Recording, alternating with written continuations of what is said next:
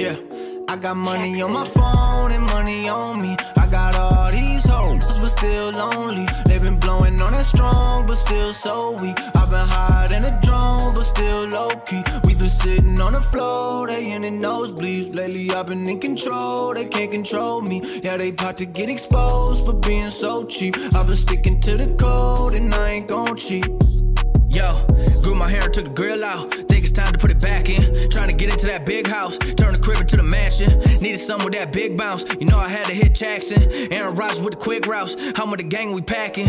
We on the field at Lambo. Might peel in a Lambo. Running drills in my camo. They know what the M stand for. Still got fam in Hawaii, yeah. Couple fans in the lobby, yeah. Couple grand in my pocket, yeah. Couple grams of wasabi, yeah. Eye it up, no glasses. Light it up, no matches. Wife it up, no ratchets. Might turn my wife to an actress. And we gon' make a movie, no Kim K.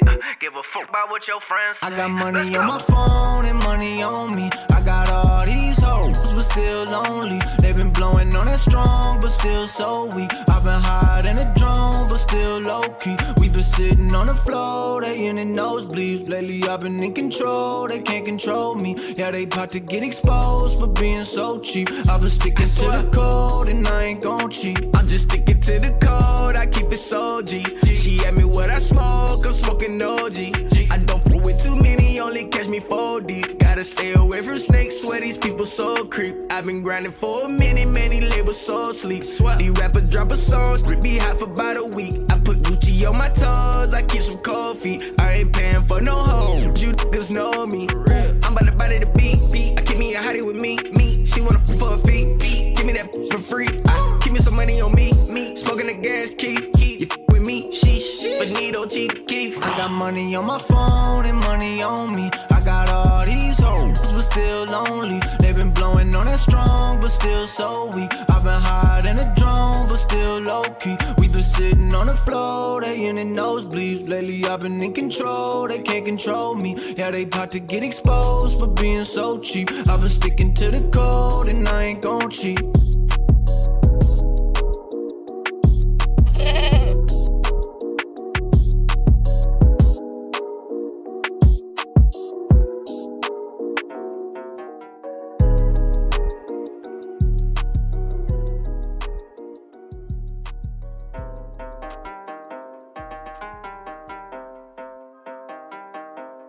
Hop in the car, watch it go vroom, vroom. I told her mom that I blow soon, soon. Knew as a child, back in the womb. Oh, told her step back, I need my broom, vroom. Hop in the car, watch it go vroom. I'm in a whip, so I gotta zoom. They tryna talk, they not in the room. I been so real, I'm dead to the tomb. They in the way, they gotta move. I got a gas, they running on fumes. Told them way back, it's something new. It's me and Dan, you gotta choose. I'm taking what's mine, I'm doing fine. Don't see the vision, they looking so blind. I hit my low, I don't got the time. Crossing my T's and they dotting those eyes. Don't take offense if I do not oblige. I can't relate but like none of these guys. They hit me once and I'm cutting the ties. I was so low but I'm back on the rise, it's real.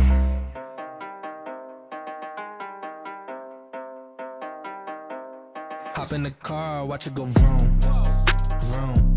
I told her mom that I blow soon, soon. Knew as a child, back in the womb. Oh, told her step back, I need my broom, vroom. Hop in the car, watch it go vroom. I'm hopping now I gotta go. I'm looking back, they not even close. I had a 4, now I need a ghost. I got a wave like I'm on the coast. Same ones are doubting, I dare the show. So way that I'm ballin', they think I'm a pro. I'm getting sick by the money I gross. They saying whoa, I told them all what this is. I told them all I don't miss. Said it's my time, look at this shit on my wrist. And when they shooting this breaks, I'm going in a new gear, gotta shift. I cannot stick to the script, I cannot wait. Watch how I get it and flip. It's just how I'm doing this shit and I'm gone. Just how I'm doing this shit and I'm gone. Ayy, just how I'm doing this shit and I'm gone.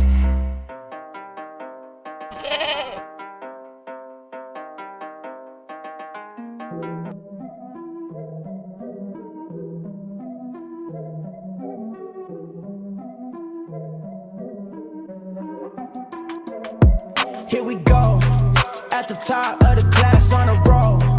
And it's time to run it up, yeah you know. Maxed out, put the pedal to the floor. Ayy, on the road, here we go, here we go. Yeah, we winning by a landslide. Never see me coming, I'm a landmine. Yeah, I ain't taking orders in command like, yeah, you about to see me on demand like, you know on demand. If you ain't know, you about to understand. Yeah, I got the team by my side, right hand. Yeah, take it to a string, you ain't seen it like that. Yeah, and it's the dream, and we coming for the bag. Yeah, and we ain't ever going back now. Future expedited, now we on the fast track now. They won't lend a hand, now they see us on the map now. It's time to act out. Here we go, at the top of the class on a roll. And it's time to run it up, yeah you know. Maxed out, put the pedal to the floor. Hey, on the road, here we go, yeah. At the top of the class on a roll. Hey, and it's time to run it up, yeah you know, yeah. Maxed out, put the pedal to the floor. Yeah, on the road, here we go, here we go.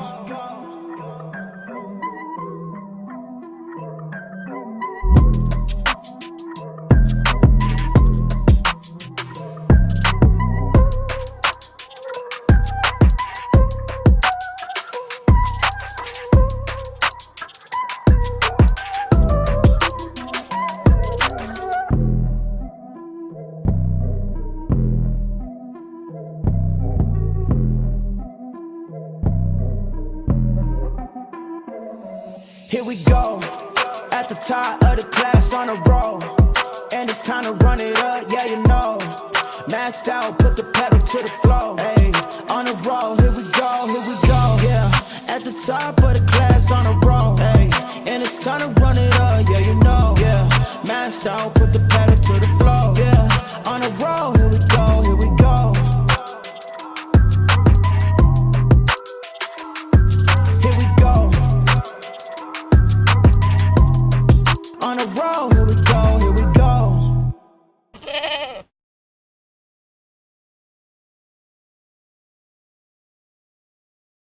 What is going on, everybody? Welcome back to the Frankie Candles live stream every single weekday right here at 5:45 p.m. Eastern Standard Time.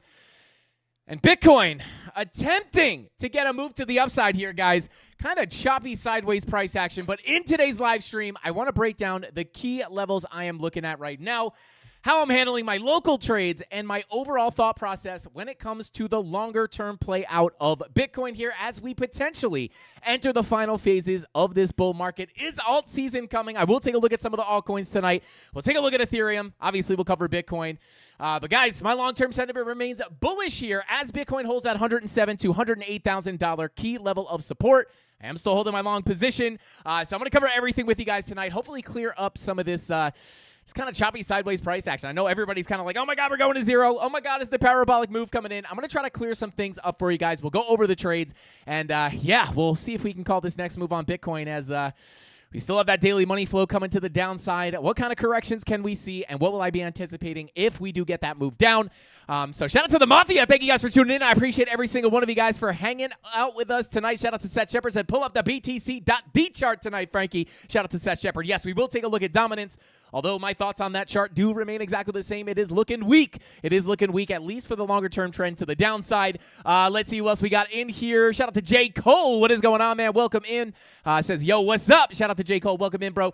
We got Base Bailey in the chat. We got Jesse, our like police guys. Don't forget to smash that like button. Every 100 likes we get gives you guys some extra chances to win some free crypto on Fridays live stream. And we're doing like a triple giveaway, guys, because I was traveling the past 2 Fridays. So we got like a triple giveaway to do. We're going to have 30 bags of ADA. Maybe we'll make them a little bit beefier so we don't have to call 30 names. But we're going to be doing a big giveaway this Friday. So smash that like button. If we get 1,000 likes on one of these streams somehow with this sideways price action, guys, we'll give away $250 in Solana. My voice a little bit weird here today. We got Erica in the chat. Welcome in. Welcome in. And who was it? Somebody had me somebody had me laughing. Who was it? I don't know. I lost it. Somebody said, what's up, nerds? Shout out to you, man. Whoever said it. It was someone we know. Saying that.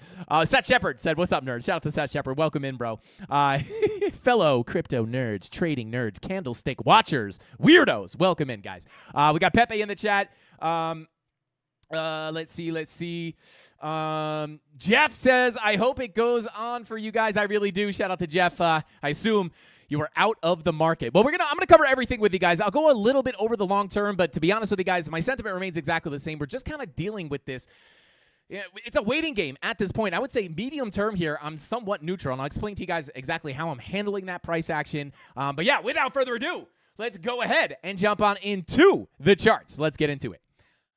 All right, so here we are, guys. Bitcoin just still continuing to chop sideways here. Still in my long position, obviously. We'll take a look at Doge here, as Doge is getting a bit of a move to the upside here. So we'll cover that as well. But as we take a look here, starting off on Bitcoin, guys, I'm going to hide some of this local price or some of this local TA. I'll get rid of this trend line. I'll get rid of this. But yeah, as you know, as we've been looking at for quite a while here, guys, still holding the $107,000 and $108,000 key level of support. Macro golden pocket, macro anchor VWAP, macro, well, I guess it's only one bull market support band, but major support here, guys, and I am still holding that long from pretty much the tippy low. I'll show that trade in just a second, but still holding this key level of support, guys.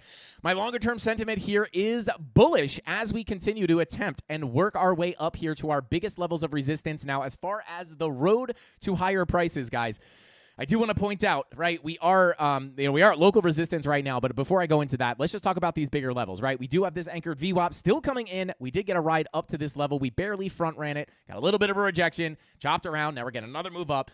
So just very choppy price action here, just generally trying to grind up. But the biggest level on the chart, guys, still does remain $114,000 to $115,000, where we have that value area low of the range, 115K. We also have the daily, the weekly, the monthly MPOCs up there. Tons of confluence on this level. I would still say, between about 114.5 up to about 115.2, maybe even a little bit higher than that. This is still the biggest level of support, guys. I'm sorry, resistance, right? I would expect chop until we're able to break out here. You guys can see we are banging our head on some resistance here, and you might be saying to yourself, what the heck are we rejecting there? Well, if we extend this volume profile all the way to the right, you can see our current volume profile, the value area low is sitting right there. And, this is, like I said, medium term, right? I am somewhat neutral here, right? We have some of the money flow chopped up. I'll go over the high time frame money flow and what I'll be anticipating long term. But, medium term here, guys, we're just in kind of sideways chop. Ever since we got the move down here to about, I guess you could say starting here at about 108.6, right? We kind of bottomed out, got the bounce, took the low, got a bounce, came back down, just kind of chopping sideways ever since that point. But I would say, excuse me, with the anchored VWAP here on that value area low, like this is a local sign of strength in my opinion, right? If we are able to get above that anchored VWAP, I will say that this is likely going to give us that push up to 114 to 115K, which, as I mentioned, is the biggest level of resistance on the chart. It is not until, guys, like, the two main scenarios here, obviously, guess what? I'll tell you one thing for 100% certainty here. Price is either going to go up or it's going to go down, and maybe even go sideways, right? That is 100% probability. So one of these is going to happen. Obviously, I'm joking here, but, I'm kind of indifferent here, right? I'm holding the long from the tippy low here. If we get the move up, same thing that we took a look at last week, $115,000 is the next big level that I will be looking at for a short position. We did take a nice little scalp short here earlier today in the premium Discord, but maybe I'll talk about that a little later as well. But for the most part, guys, the biggest levels still remain $115,000. And then if we get a move down, whether we come up first or not is another question. But I am simply waiting with my alert set on these bigger key levels of resistance and the biggest key level of support, which again could be a potential second sweep of that $107,000 level, where I will be looking for that sweep of liquidity to potentially add to my long position, or maybe even take some new longs. And I have a little bit of sauce I want to give on this if we do get that sweep of liquidity, something I will be looking at that could indicate a much bigger move to the upside. We actually talked about, not this specific scenario, but we talked about what could look really good here if we were to see a high time frame confirmation. I'm going to go over that with you guys, something to keep an eye on in case we do get another drop to the downside to sweep those lows. But for the most part, simply waiting for that $115,000 level and the sweep of 107K. Now, I think we all know at this point, guys, if we come back down to sweep this $107,000 level, we don't want to hang out below this golden pocket, guys. We do have the liquidity sitting here on the heat maps. We've taken a look at this many a times. So I will be looking at that as an opportunity to potentially add to my position or look for new opportunities for a long. But if we get stuck under that level, just for anyone who has not been keeping up with the markets, and, hey, I don't really blame you. Kind of boring here. But if we do lose this golden pocket, guys, I will see this as a sign of weakness for Bitcoin. And that is where we're going to be looking down towards the bigger levels of support, which are going to be sitting here. Let me pull it up from a more local standpoint here. Is going to be sitting here in this zone, really sitting between, 105.6 all the way down to about $104,000, where we have our 786 Fibonacci retracement. We have a daily level here. I don't even know if I would really incorporate that as a key level. When you have a daily level this close to a monthly MPOC, I am almost certainly going to anticipate that monthly MPOC to get hit. So I will just say, like, the bigger level of support is going to be from the monthly MPOC, leading us all the way down to the 786. And this does sit between about 105 and 103,750, right? So 105 to 104K. This is that last opportunity to get the bounce. It's not until, guys, if we lose that golden pocket, obviously from this local standpoint, you're saying to yourself, well, hey, you lose the golden pocket, you're anticipating the 786, you lose the POC, you're anticipating the value area low, and both of those levels are confluent, right? So once we lose this, and it is not just a sweep of liquidity for another bounce back up, this could be very bullish, especially with what I'm about to bring up for you guys. But if we lose that level, that's the first sign of weakness on Bitcoin. And then you have this kind of last-ditch effort to get that bigger bounce to the upside. Once you lose this 786, guys, I'm not trying to spread fear, and this isn't even really my base case. There's really no reason to think that we're going to see a bigger drop down on Bitcoin until we lose the golden pocket, but which we obviously are not. We're clearly holding that as support. But if we lose that 786, guys, we all know, right? I'm going to be expecting a much bigger drop on Bitcoin, potentially targeting the $92,000 value area low. Now, again, this is not my base case, right? It's not until we wind up losing the gold. We still have to lose the golden pocket. We still have to lose the 786. But once that happens, guys, we do have a little bit of confluence down here as well. We can maybe look at that for day trades. But at that point, guys, we're accepted into the macro profile. You know, with money flow on the daily, which, by the way, guys, money flow on the daily is still continuing out here. Hopefully we could see this fake out. But at this moment, money flow is still in the red here. This makes me anticipate potential lower highs and lower lows. And if we are going to get down there and we are going to lose that golden pocket, lose that 786, at that point you're in that profile. If all this money flow is continuing to come out on the daily, also have our 2-day continuing to the downside here, we could still be in store. Lose that 786. I will be anticipating a potential drop down towards that 96.5 POC and potentially that $92,000 value area low. Not the base case right now. We have to lose all this support first. But just to have you guys prepared, losing that 786, you'll see me come up here. We lose that 786. We're talking about, yikes, guys, not looking very good for Bitcoin. But beautiful news is we are holding that bull market support band. We're holding that golden pocket. We're holding that macro anchored VWAP. I've covered these levels so many times. That's why I don't really want to spend too much time on it today, because I think most people are hearing this for the 5th, 6th, 7th, 250th time in a row. Macro anchored VWAP from 75K. Bull market support band. Massive, massive support here, guys. And, we talk about this a lot. From a trading standpoint, we shorted the fake out of the all-time high, enjoyed this entire drop to the downside, and then flipped long here at this key level of support. You might be saying to yourself, well, Frankie, if you're saying Bitcoin looks weak, money flow coming out, why would you close that short? Well, hey, we're at support here, right? And I've already enjoyed that massive move to the downside. And, there's no other thing that you can look for down here, in my opinion, other than longs, right? I could still keep that kind of medium-term bias and open opportunity to take the lows again while still capitalizing on that bounce to the upside. At this point, if you're looking to take shorts down here, you're too late to the party, right? You're much better off waiting for a bigger retracement, potentially waiting for your big level of resistance here between 114 and 115K, where you could see that lower high come in. So right now, medium time frame, guys, I'm sitting on my hands. I'm holding the scalp short. I'm holding the long from the low here. And just waiting for the bigger levels to get hit. 114, 115, or the $107,000 level. If we come down here, guys, one thing I do want to point out, right? I've said this for the past 7 live streams. I am still open to the idea of coming and taking this liquidity down below. We saw the heat maps. We saw that liquidity sitting there. But now we have some interesting stuff popping up on the daily time frame for Market Cipher. If we get the drop down here and we wind up taking this liquidity below 107K, if we get the SFP, right, meaning the wick below the lows and the closure up above, this could potentially set us up for a very nice daily bullish divergence. And this does 2 things. This gives us an opportunity to let the daily money flow come into the red a bit. And then if we get that daily bull div, right, not only do you have the SFP, but you also have a daily bullish divergence, which is a very, very, very, very good bottom signal, especially if you can get the money flow to creep back to the upside. And on Friday's live stream, we took a look at this previous price action. On that drop down to $75,000, one of the big things we were looking at here were the daily bullish divergences, lower lows on your price action, higher lows on your momentum waves, and then that money flow creeps to the upside. Macro bottom signal. And once that money flow crosses into the green, you're looking for that continuation of the trend to the upside. And in our case, we were looking for new all-time highs, which we got. That would be very nice. Now, to be quite honest, right, I actually don't hate this low. And this is kind of why I remain neutral. I know I have the liquidity sitting down here. I know that means that we could potentially see the drop down to sweep out that liquidity. But when we see this daily bullish divergence potentially setting up, this would be, 4-hour bull divs. Just to point this out, right? Like we did have the 4-hour bullish divergences, lower lows, higher lows, money flow comes up. This is how we were able to anticipate the higher low coming in right here last week for a break of structure to the upside. There were two things we were looking at here. Money flow being in the green, right, on market cipher, indicating the trend would continue to the upside in the context of the 4-hour time frame, right? So any pullbacks are looked at as lackluster, higher lows, and higher highs. On top of that, we also had this 4-hour bearish divergence looking to form.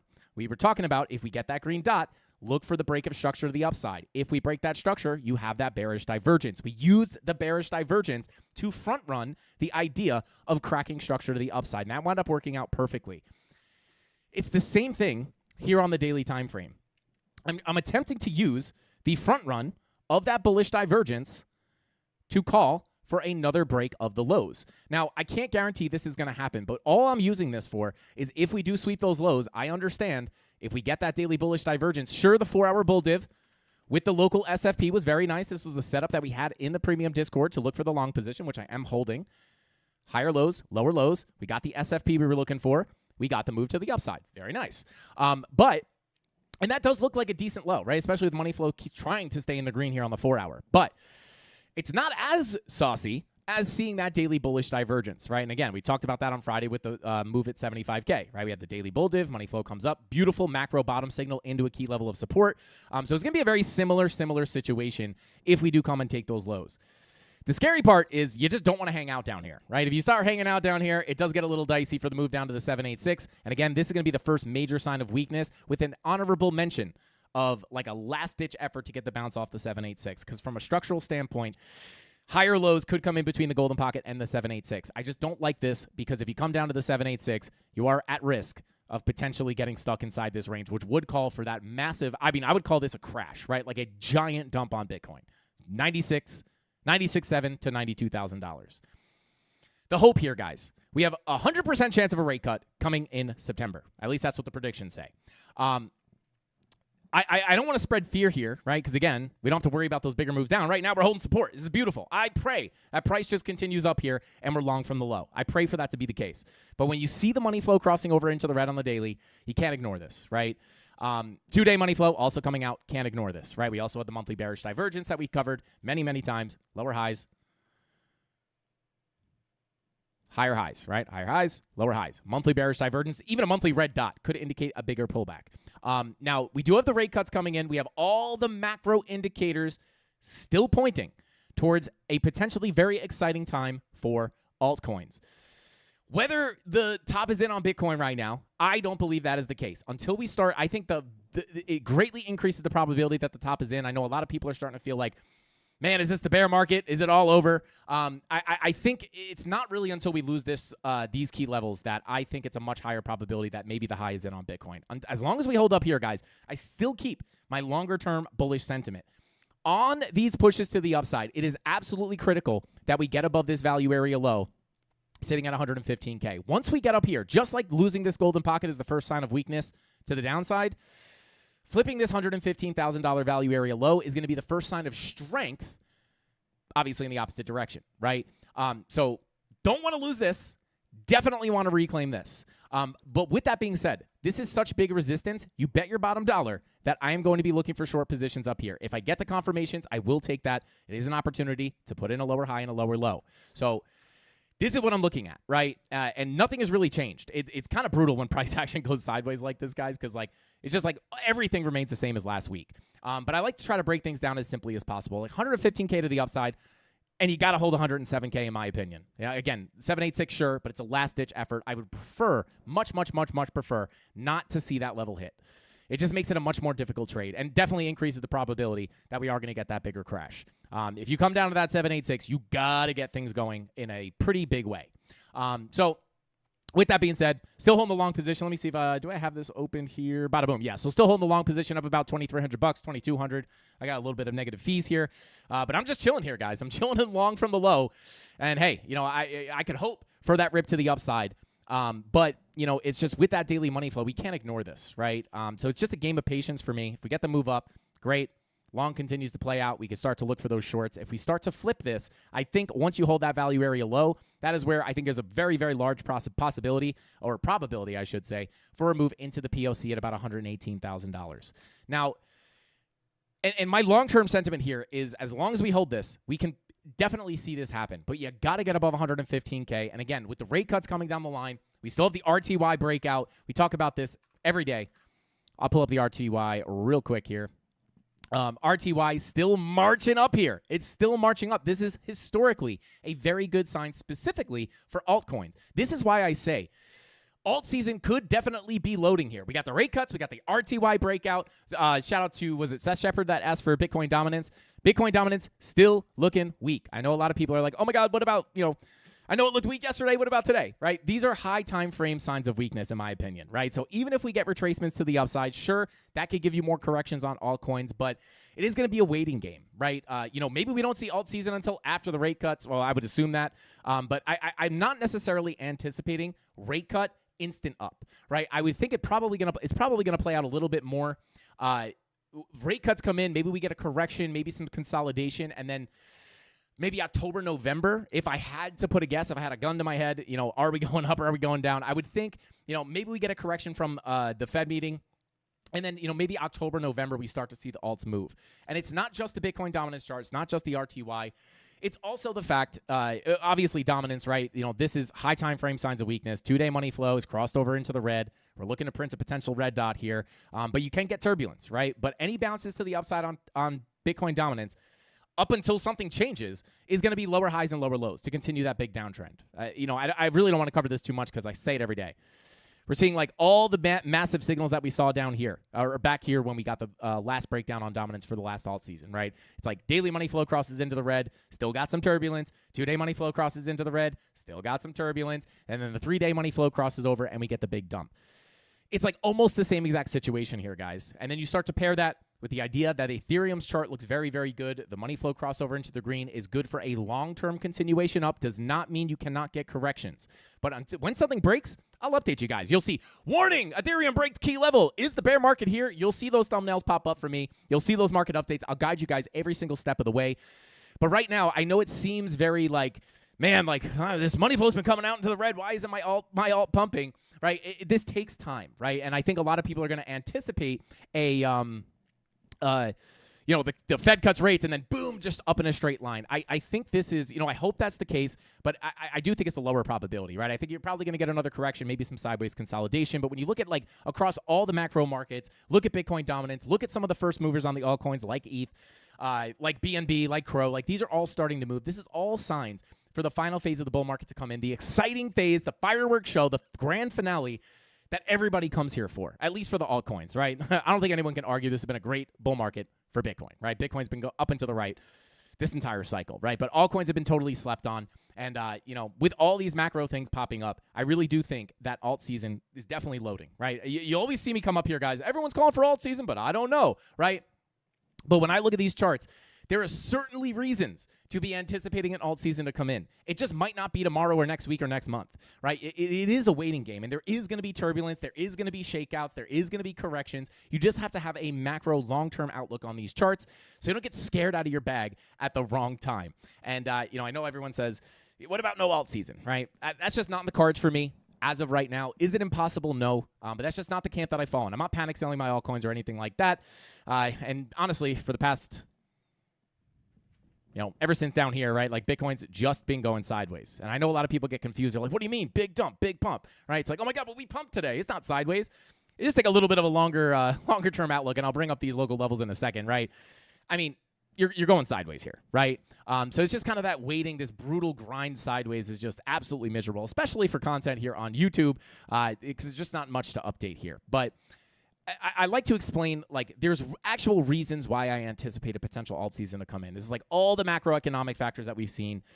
It just would not shock me if we start to see things start to take off, right? And again, Ethereum's weekly money flow crossover into the green looks absolutely beautiful here. Again, that red dot on the weekly made us anticipate some turbulence, right? And I do think that turbulence could potentially continue down to the value area low here at about 38.71. And if we can't hold that, maybe down to 35.30, right, at the value area high to retest that range. And at the end of the day, right, like you could potentially come all the way down here. I wouldn't want to see the 786, but even the golden pocket here between about 31 and 3,200, like this wouldn't even be that bad either, right? Slip the value area low slightly. Sure, it's a little bit more of a difficult situation because you don't want to get stuck in here because that could cause the bigger drop. But, you know, even something like this, like one last pullback before the move up is definitely not impossible, guys. But I am willing, right, and I am ready to endure those pullbacks, right? That's not going to scare me. That's if we get a pullback down here, I'm not just going to be like, oh my God, the bear market's coming because price is going down, right? I have my plan. I have my TA, and I've prepared my charts to have me ready for those moves, right? I'm not going to start getting worried until we start breaking those significant levels. And when you look from a high time frame perspective with the weekly money flow crossover, the money flow indicates the longer-term trend, just like the 3-day money flow or the 2-day money flow that we looked at on Ethereum. Sure, you can get pullbacks, but those money flow crossovers oftentimes indicate the long-term trend. And when you spend a lot of time in the red like we did back here, that first money flow crossover is usually an indication that the long-term trend is going to continue up. But we got the big crash. Sure, low, high, higher, low, higher, high. Continuation of the overall trend, right? Then you get the 3-day money flow crossover letting you know, hey, pretty healthy trend. 2-day signaled this continuation up. Now you have the 3-day money flow crossover, higher lows, higher highs, higher lows, higher highs. So when you look at the weekly, there's still room to come down and still keep that money flow in the green for higher lows and higher highs. And that is going to be my standpoint. I am bullish on Ethereum, especially with dominance coming down, especially with rate cuts coming in. And again, it doesn't have to be instant. Everyone wants that. When this happens, instant up, right? That is usually not how it plays out. So you just have to be ready for that kind of effery or nuance in the market. You have to understand things move in ebbs and flows. You just have to be prepared for that and take a strategic stance and be ready and have those lines in the sand. Just like on Bitcoin, that 786 is the line in the sand, right? So I'll cover Ethereum a little bit more in depth there, but I do want to go over some local levels here on Bitcoin as well. So let me just bring that up, and then we'll jump on into some altcoins. I'll jump into chat real quick here as well. Crash, yeah, shout out to Crypto ITO. Says, crash after FOMC. Yeah, I mean, hang on. Let me see here. When was the last rate cut? Who could beat AI? Put it in the chat right now. When was the last rate cut? What was the date of the last rate cut? I think it was in September.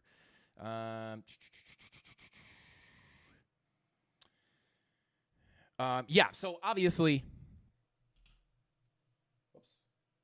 AI is trying to talk to me now. Shout out to Tona, said, Frankie, have you heard of the large-scale crypto hack on the JavaScript ecosystem, FUD Brewing? Shout out to Tono. Yeah, I'm just not a huge, November 2024. AI says December 2024. I thought it was September. So we got 3 different dates here. But it was back there, right? What was happening at that time, guys? Where we at? So, like, what happened there, right? Now, if someone could get me an exact date, September, November. That's what I was thinking. So September, November, right? I wish I had an exact date, man. I want to say it was in September. I might be misremembering, but it's very rarely, right? Maybe I'll make a video about this. I'll get all those dates. I'll mark them off on the chart. I would not be surprised if you get like a little bit of a dump. Or, oh my God, it's going to zero, sideways consolidation, and then boom, right? Sometimes it takes time for those rate cuts to funnel that liquidity, right? Especially if they start QE. To get that liquidity into the risk on assets. It's not an instant signal, right? They're not like literally flipping a switch and then everything pumps. That's not how it works. I wish that's how it worked. And it's not that it can't play out like that, but it's just not typically what you see. So you have to, this is why I try to keep everybody prepared for that potential incoming volatility, right? So it doesn't catch you by surprise and then you sell your bags right before a big move up. Not that you should ever be making your decisions based off what some crazy person on YouTube says. Yes, I'm a crazy person on YouTube, but it is, you just have to be prepared for this stuff, right? And again, like I have my lines in the sand. We break the 786. Again, it doesn't mean that once you break that 786, you're just going to get that instant 75% drop into the bear market. There's going to be ebbs and flows. There's going to be retracements. I've covered these scenarios many and many a times. It's really on that retracement, right? Either you're going to get the parabolic move. We're going to hold our key level of support. Bitcoin's going to go into a parabola for that final move up, and then alts run with it. Or you get the bigger crash down, and then on the retracement on Bitcoin, on those big retracements on Bitcoin, that is where you could see the alts run as well. In this case, the top is already in on Bitcoin, right? But it's not until we lose these key levels that we would see that as a scenario to play out. If we hold up here, right, it was just from a probability standpoint, would be a higher probability to see the parabola come in. And I just try to front run this stuff when we look at money flow, right? Like the reason I'm so like, oh my God, I really don't want to lose these levels is because money flow is coming out on the daily. Money flow is coming out on the 2-day. And if we're going to put in lower highs and lower lows and break down below these levels, you might be able to see that more bearish case play out, at least for Bitcoin. I think you'll still see the altcoins run with the rate cuts and all that stuff, but it'll probably happen on a macro retracement on Bitcoin. And you have to be really careful that maybe the top is in at 125K. Not my base case until we break those technical levels, right? Is the charts give you those defined levels, right? I'm not freaking out until we break those levels, right? It's not just like it's an if this, then that statement. We stay up here, well, hey, doors open for the parabola, right? If we break it, much more high probability scenario where we'll get that kind of bigger retracement for the alts to rally on that retracement, and then maybe the top is in on Bitcoin. But we don't have to cross that bridge until we get there, if and when, right? So yeah, as far as local levels, right? Let me just cover these real quick for anybody looking for the short time frames. Bada boom, bada bing. All right, so let me pull this up right here, right? So right now we're finding a little bit of turbulence on our golden pocket 786, pulled from the local high to the local low, also confluent with the local value area high. This is, could give us a little turbulence, right? And what I'm going to be looking at here is the 4-hour red dot. So this is like short time frame. 4-hour red dot prints. We have our 12-minute money flow kind of trying to come out here. It's back it was in the red, now it's back in the green. VWAP rolling over.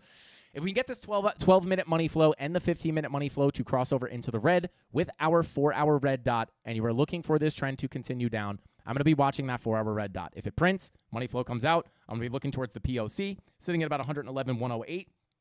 I'm going to be very careful of bounces here, right? And the reason for that is because of our 4-hour money flow. Red dot could be an ever flow to the downside. Money flow would indicate the continuation of the uptrend. If we lose the POC, then we simply wait for the value area low, which sits at about 109.367. So that's local, right? Just local golden pocket, just a very, very short-term drop here.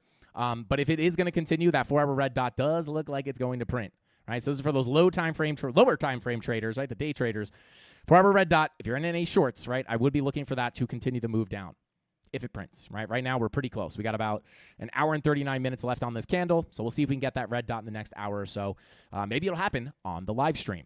But yeah, until then, guys, like who knows, right? We could just kind of bing-bong around this range, right? In my opinion, or not my opinion, my preference would be if we're going to sweep the lows, let's just go. I don't want to keep talking about this price action. It's so brutal, man. It's so brutal. Let's just come take that low, get the bounce, or even break down, right? Like just do something, Bitcoin. But as of right now, low time frame, value area high at 112.615, POC at 111.218, value area low sitting at about 109.5, right? 109.5, 109.4.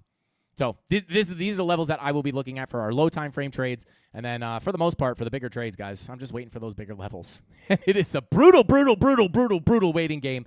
Let's see. Late rate cut, December 18th, 2024. Bitcoin, that opens 106K high, 106.5K low, 99.9 close, 100.2K. Shout out to Lusha. I'm not 100% sure exactly that what you mean by that. Careful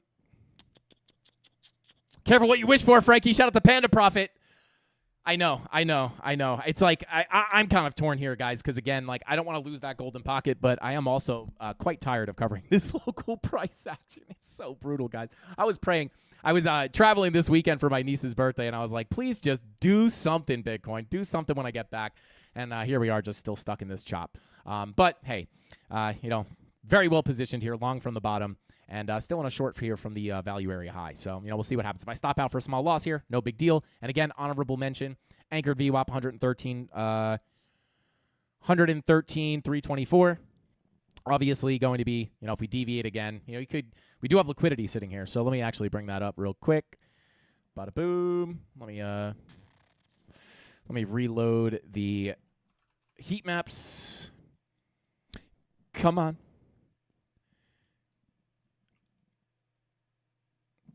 Load it.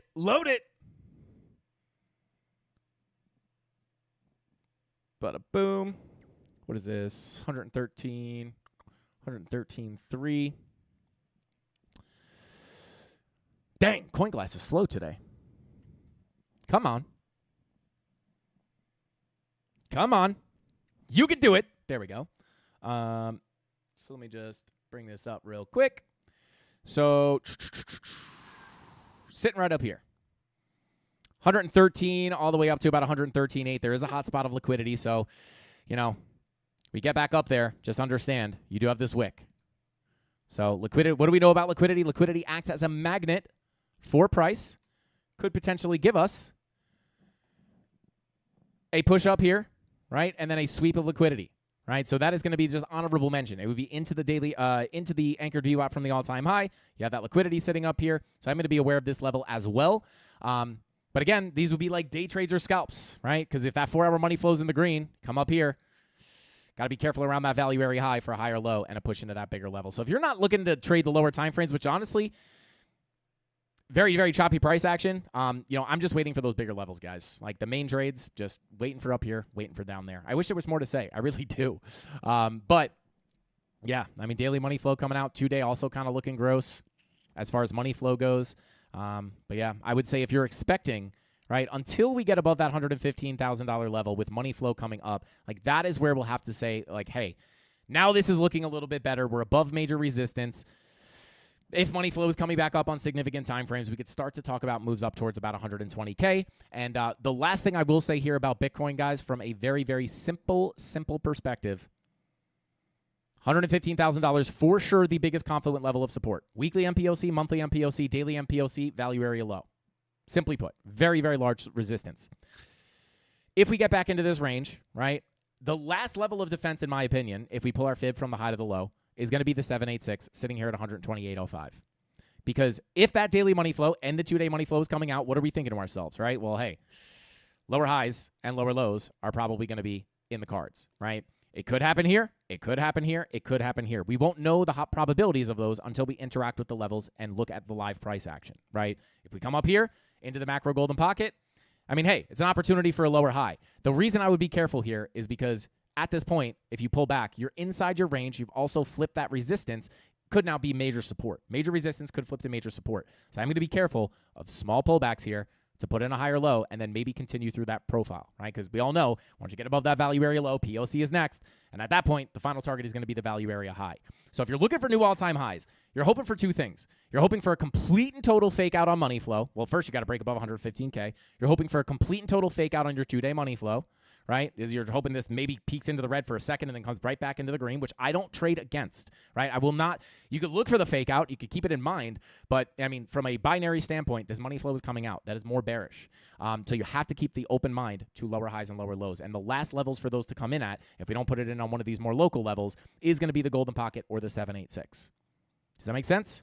Once you break above 120,800, I think the probabilities of coming up for a new all-time high are super, super high, right? First sign of strength, above 115K. Second real sign of strength, above that 786. That's what I'm looking at. And to be honest, kind of boring, right? Just kind of sitting and waiting for those levels. Absolutely brutal. Let's see. Shout out to no. Oh God. I'm gonna call you Knox. I'm gonna call you Knox. I know that's not anything what your name says, but I don't know how to say that. So shout out to Knox. Says, hola, amigo. Do you also use order flow and footprint charts for your TA? I do. I actually think I have extra charts open right now.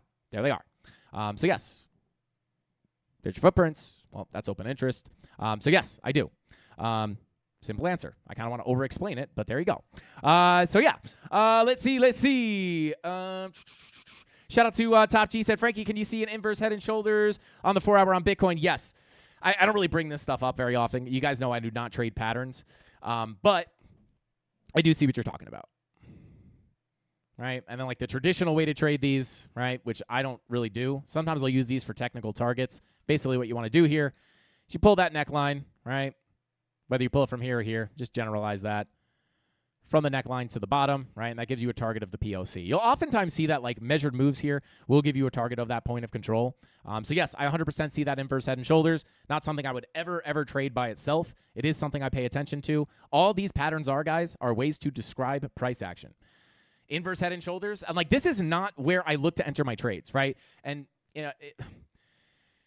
I wouldn't say it's like this is why I don't trade them. I really don't trade them because they're just arbitrary shapes on your chart, right? Like there's like nothing about a real head and shoulders that says you're going to go up. It's just a way to describe a bottom structure, right? Oftentimes you will see bottoms form as a head and shoulders, but the traditional way to trade this is look for the breakout, the retest, and then you take your position, right? But like, I'm not interested in this. Why? I mean, I'm long from the absolute bottom, right?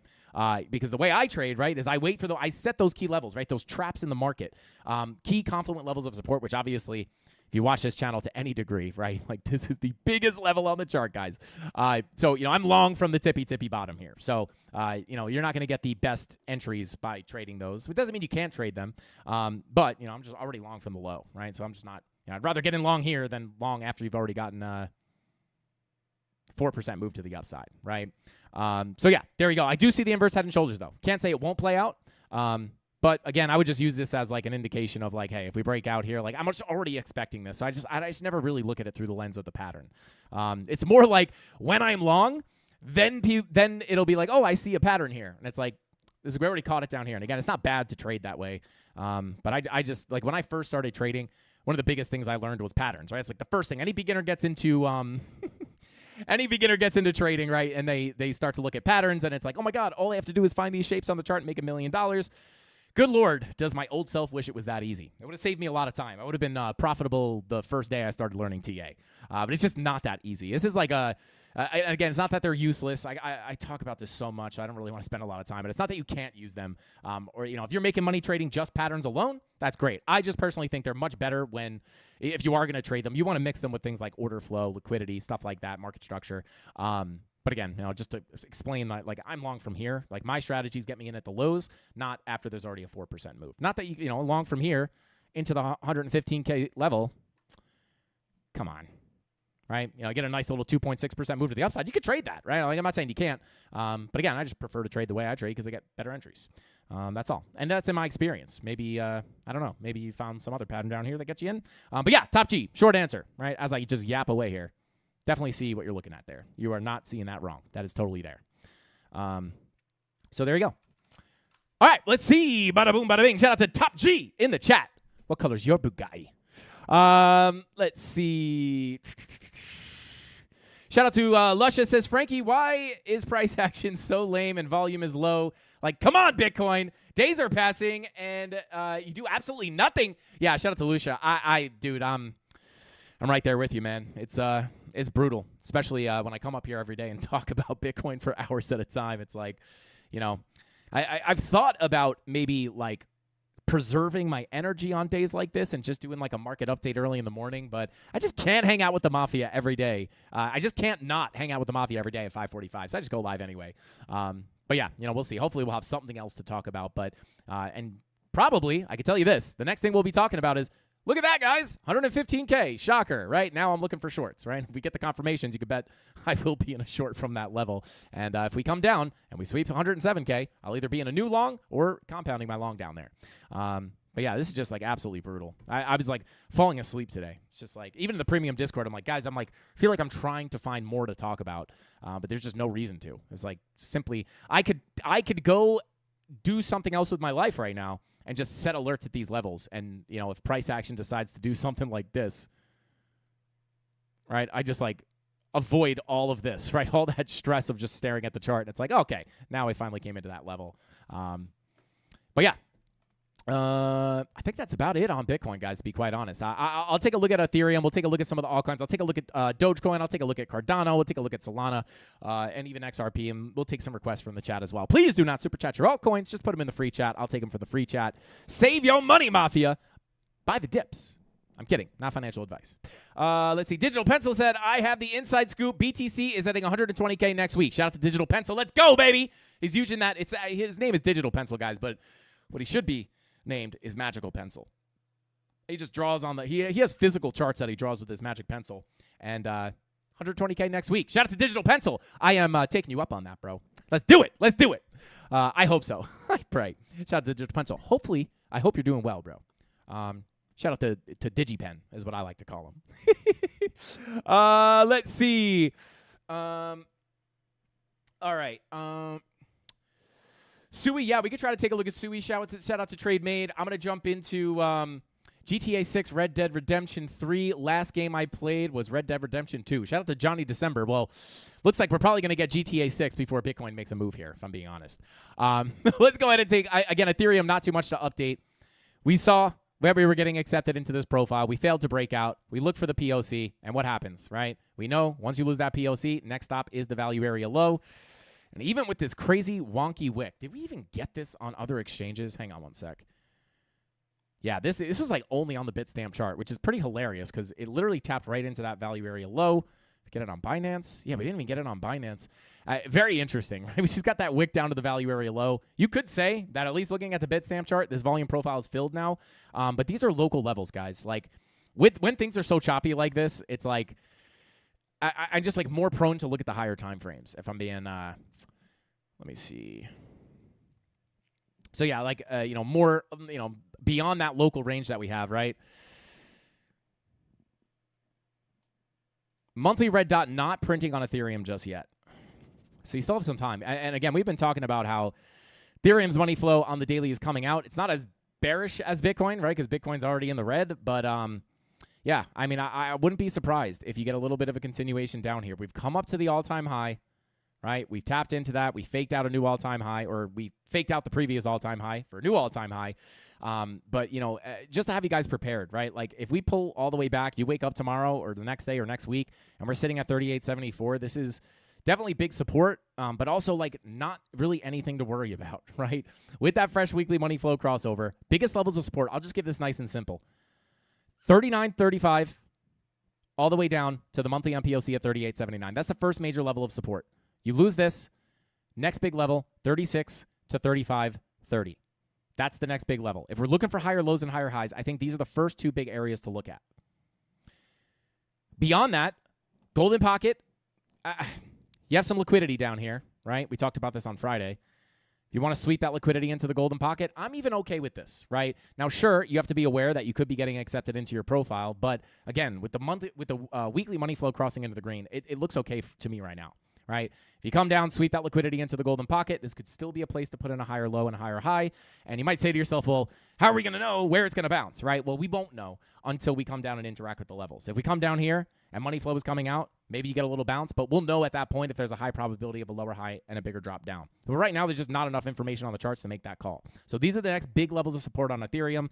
Golden pocket will be that last, not last ditch effort, but even a pullback here really wouldn't freak me out too much. Unless money flow is totally tanking, weekly money flow is crossing into the red, then maybe it looks a little different. But when you look at all those macroeconomic factors, with the weekly money flow crossover on Ethereum, with the dominance coming down and looking very weak long-term from a higher time frame perspective, there's many reasons to be bullish here to look to buy the dips, even on scary crashes to the downside. So yeah, that's what I'll be looking at on Ethereum. No big update there as well. But yeah. Let me see. Let me check it on chat real quick. Maybe someone has a question. Shout out to Nirvana said ADA outperforming ETH on the 4 hour. Shout out to Nirvana. Come on, ADA needs its time to shine. Shout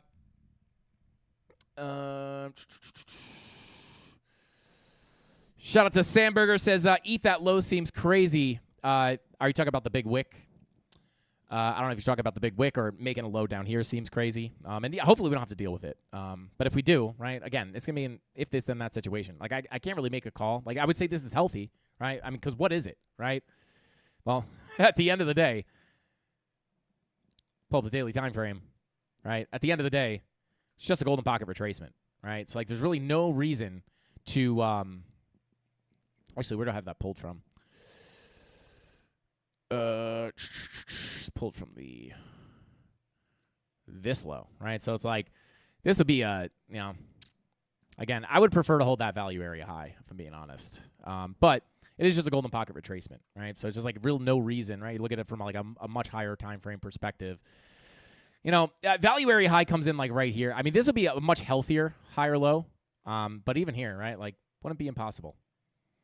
But again, we could get down there, and I could be saying something totally different if the chart looks like garbage, right? If we come down here and it's like, yikes, looks like lower highs and lower lows, we'll have to call that when we get down there. There's really no way to front run that, but I wouldn't say like this is because even if you come down here, let me just show this, right? We talked about this when we compared it to Bitcoin.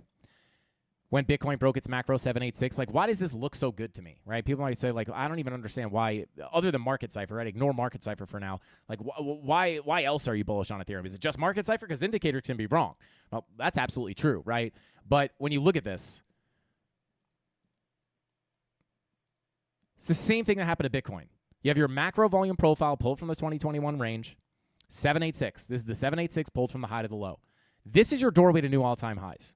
Slam down, slam down, slam down, finally broke above it. We saw Bitcoin do the same exact thing, and Bitcoin even lost its 786 and retested the value area high. I much prefer this scenario, down to about $3,500.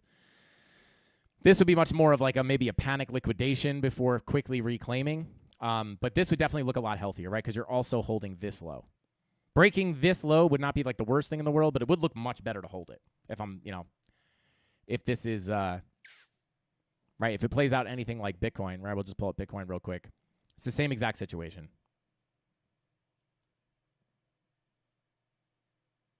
Right?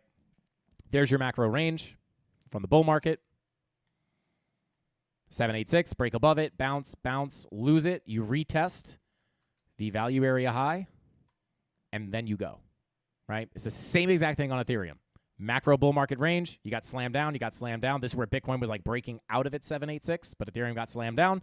Now we're above that, which makes a lot of sense in my opinion, right? Because the timing of the cycles here, people taking profit on Bitcoin, right? Everyone's moving into Ethereum. Could be the case, right? Lose the 786, something like that would not be the worst thing in the world. Right now, where would I be looking for Ethereum to come up to? Well, very simply put, I will be looking for $5,800 to $6,500 at first, right? Not that we can't go above that, but if you do get that breakout, whether you get the pullback or not, once we get up here, we have to analyze the price, right? If it looks good, then we can look up towards the next targets. But for now, next targets on Ethereum between 58 to the upside, new all-time highs, 58 to 65.35. And we still have a lot of work to do, or a lot of levels down below that we could pull back to without invalidating that idea. So, just takes patience. Not a lot of people want to hold through this, right? Because it's not just going to be like doot doot, and it's going to happen in a day, right? It's probably going to be like chop around. People are bored. Crypto's dead. Oh my God, everything's dumping. It's going to zero, and then you finally get the bounce, right? So just anticipate that sentiment. And also, here's the other thing too, guys. Sentiment is brutal right now. Brutal. Everybody is sick of crypto, and I don't even think people are really like, I don't think the sentiment is bad bearish-wise, right? Like, I just think people are sick of this, right? They're just like, oh my God, Ethereum made a new all-time high. Now we're back down. The alts aren't moving. Like, I think people are just fed up, right? This is not a common sentiment at the top of a market, right? And again, I think it is a little bit different on Bitcoin just because of the technicals, but yeah, I don't know. I'm going to stick with my sentiment here, guys. Still long-term bullish. I think Ethereum still looks good. I'm just going to stick with that until something changes. And I will change, right? Once we start breaking key levels and the chart looks like trash, I will call for that, right? But there's just no reason to call for that. But locally, again, you might be saying to yourself, well, this money flow is coming out. Isn't that bearish? Absolutely, right? For a bigger pullback here, for a bigger pullback here, or maybe even something a little scarier. But that does not trump the weekly money flow. Daily could give you the bigger pullback, help that bearish divergence or the monthly bear div on Bitcoin play out, right? Ethereum might follow, even though we don't have the monthly red dot on Ethereum. But lower time frame, right? Daily is a lower time frame than the weekly, right? So you can anticipate a pullback while still remaining bullish on these higher time frames. If this weekly money flow goes back into the red, then we can start to talk about, is it a fake out? Is it bear market time? The reason, right, like that I have a lot of conviction here for higher lows and higher highs is not just because of the chart, not just because of dominance, but it's also all those other macroeconomic factors, even the rate cuts, right? But it might take time, right? Like, what is this? This is December, right? If we have to wait till September for alt season, there's plenty of room for this stuff to move around, right? Even the other altcoins obviously would follow if Ethereum gets the dump. So yeah, we'll just keep an eye on this day to day. Shout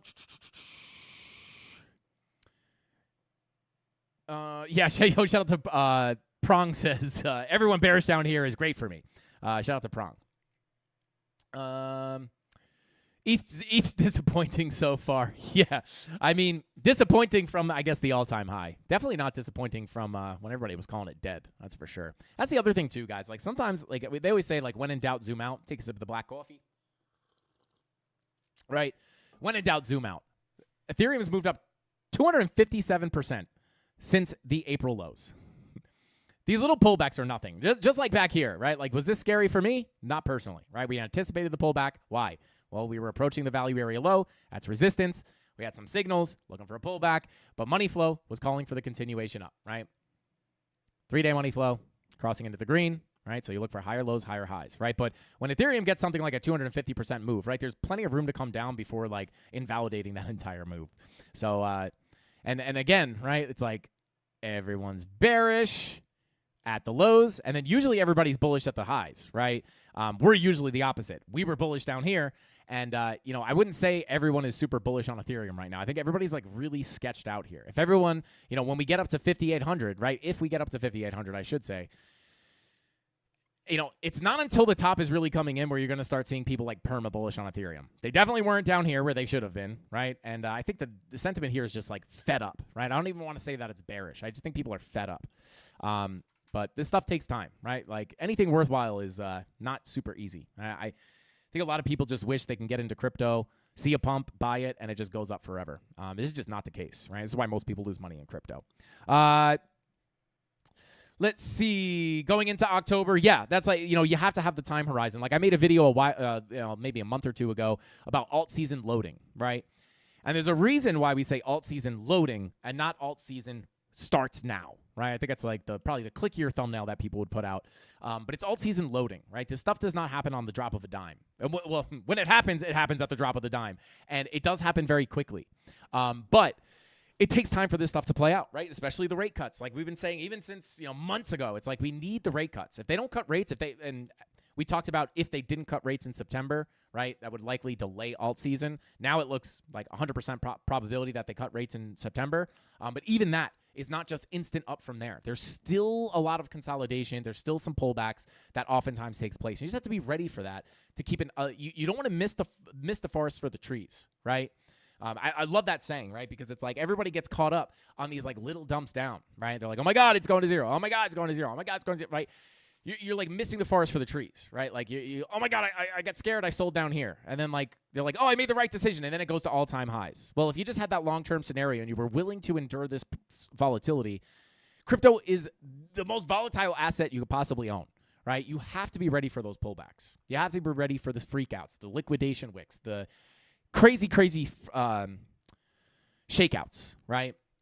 So I just try to be really realistic. I wish I could just come up here and say everything up and to the right on this day. It's just very hard to call, and I would not be surprised if it happens over like the next. It doesn't happen for the next like month or two, and then 2 months from now, if we're sitting there, I think if it's not going to happen, the signs are going to be very clear, right? I think like the rate cuts come in, months are going by, we're entering 2026, and everything is like crashing, right? Like then it's going to look much more unlikely there. But that is not the chart we're dealing with right now. So definitely bullish on Ethereum.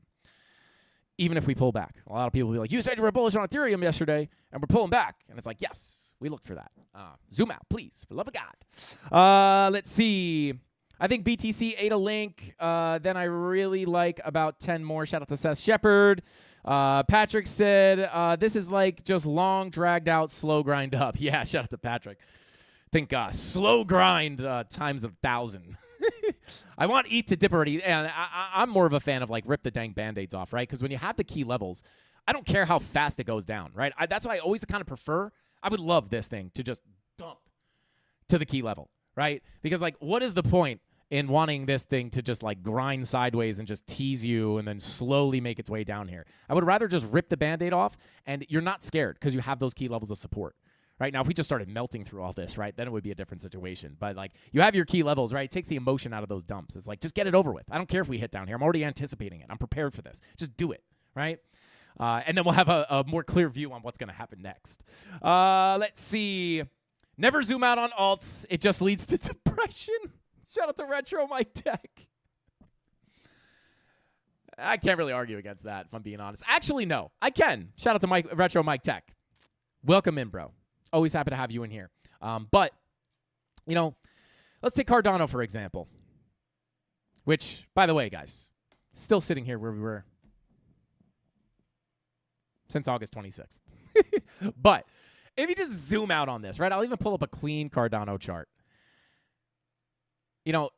I think the reason zooming out helps so much is because, like, actually, I'll do you one better. Let's just look at others.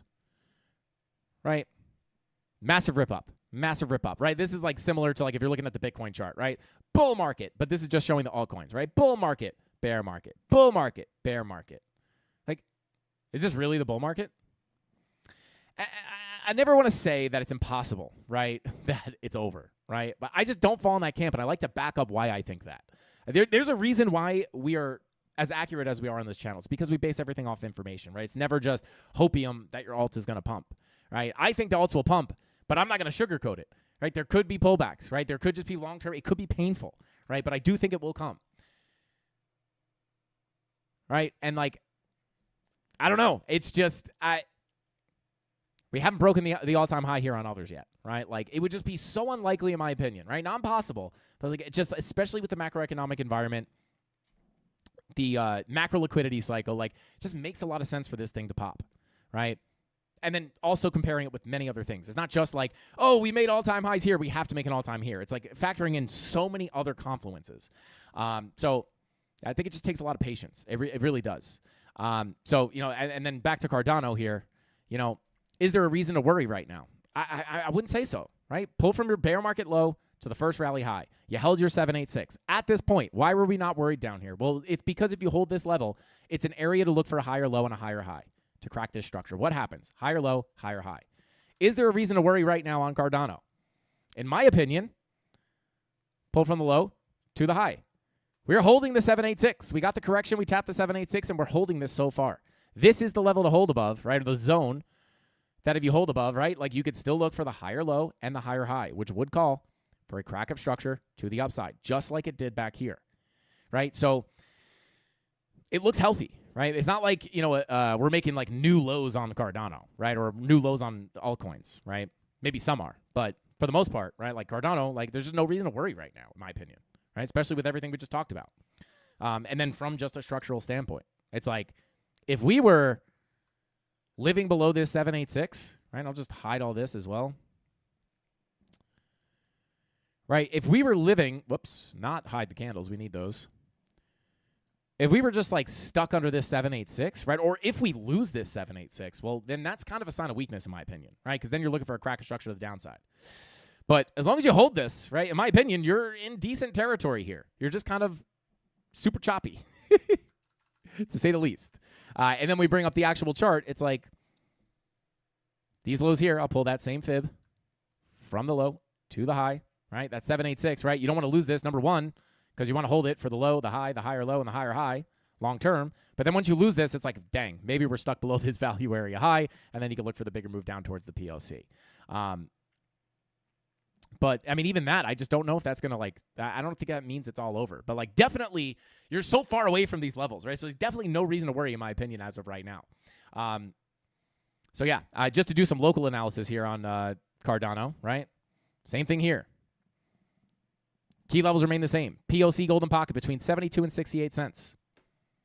If we get accepted back below this value area, right now we're holding the anchored VWAP. Very nice. We're back above the value area low. Right now you're just stuck between these profiles for the most part. We have been for a while. Hit your head on the value area low, back to the high, back below the value area high, back above. Like, we're just kind of stuck between here. You need a decisive break and hold of the value area low at 89 cents to open up the doorway to $1.20 or $1.21 at the POC, right? With a final target of potentially moving into your value area high, which sits at $1.81.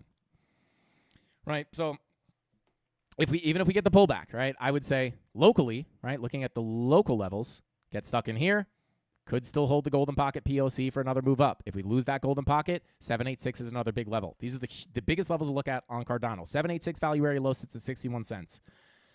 It's not until we lose this level that I'm looking to play around with that much bigger macro level of that 786, right? And at that point, it's like, ugh, man, maybe we can come down and take those lows out if we lose that 786, right? But we just have so much support here. It's not until we lose that 786 that I would even look down towards the bigger 786 or the value area high, just to make it a little easier to say so it's not super confusing, right? Lose the golden pocket, value area low 786. Lose this 786, looking down to that value area high. And you don't want to lose this, right? Because you're going to get stuck in this range and probably call for a much bigger move down. But notice, we are 40% away from the value area high. I mean, heck, we're 28% away from the value area low, right? So there's like plenty of time and room to move around here and play around before it's time to panic. So just put it into perspective, right? And I mean, hey, at the end of the day, guys, if you were buying down here in the bear market, you're still up 231%, right? Like most of the people who are feeling the pain here, and I know everybody wants all-time highs, it's like even if you bought the top, you're down 31%. If you're not ready for a 31% pullback on altcoins, I don't know if crypto's the place for you, right? It's you have to be prepared for this. And I mean, even from here to here, right? I mean, that's a 60% correction. That's really brutal. But yeah, I mean, no one's ever going to, you're not very rarely going to just snipe the exact low. But I mean, you're still up 289% from the lows. So, you have to take a long-term perspective on this stuff. But yeah, I mean, until we flip that value area low, that is the level to watch on Cardano. Flip it, $1.21 is the next target. Get accepted back in here, watch for the POC golden pocket and the 786 value area low. Lose this, a little bit more bearish in my opinion. And then looking at the 3-day here, 3-day money flow has faked out into the green. It's back in the red, but to be honest, right, we spent a decent amount of time in the red here. We crossed over back here. We've been in the red ever since. Got a little fake out into the green. Like these 3-day money flow crossovers are usually the early signals for alts to move up. We saw it on Ethereum, which made this pullback not very scary because you look for higher lows, higher highs. Money flow will indicate the overall trend every single time. I wouldn't say every single time, but like 80% of the time. You look at something like Link.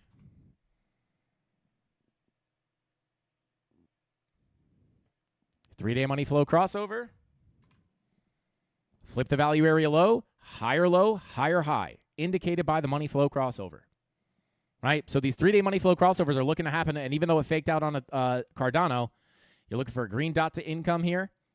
Money flow coming back to the 0 line. If you can get that to cross over in a big way, well, hey, you're right above that. You're right near that key level of support. Flip that.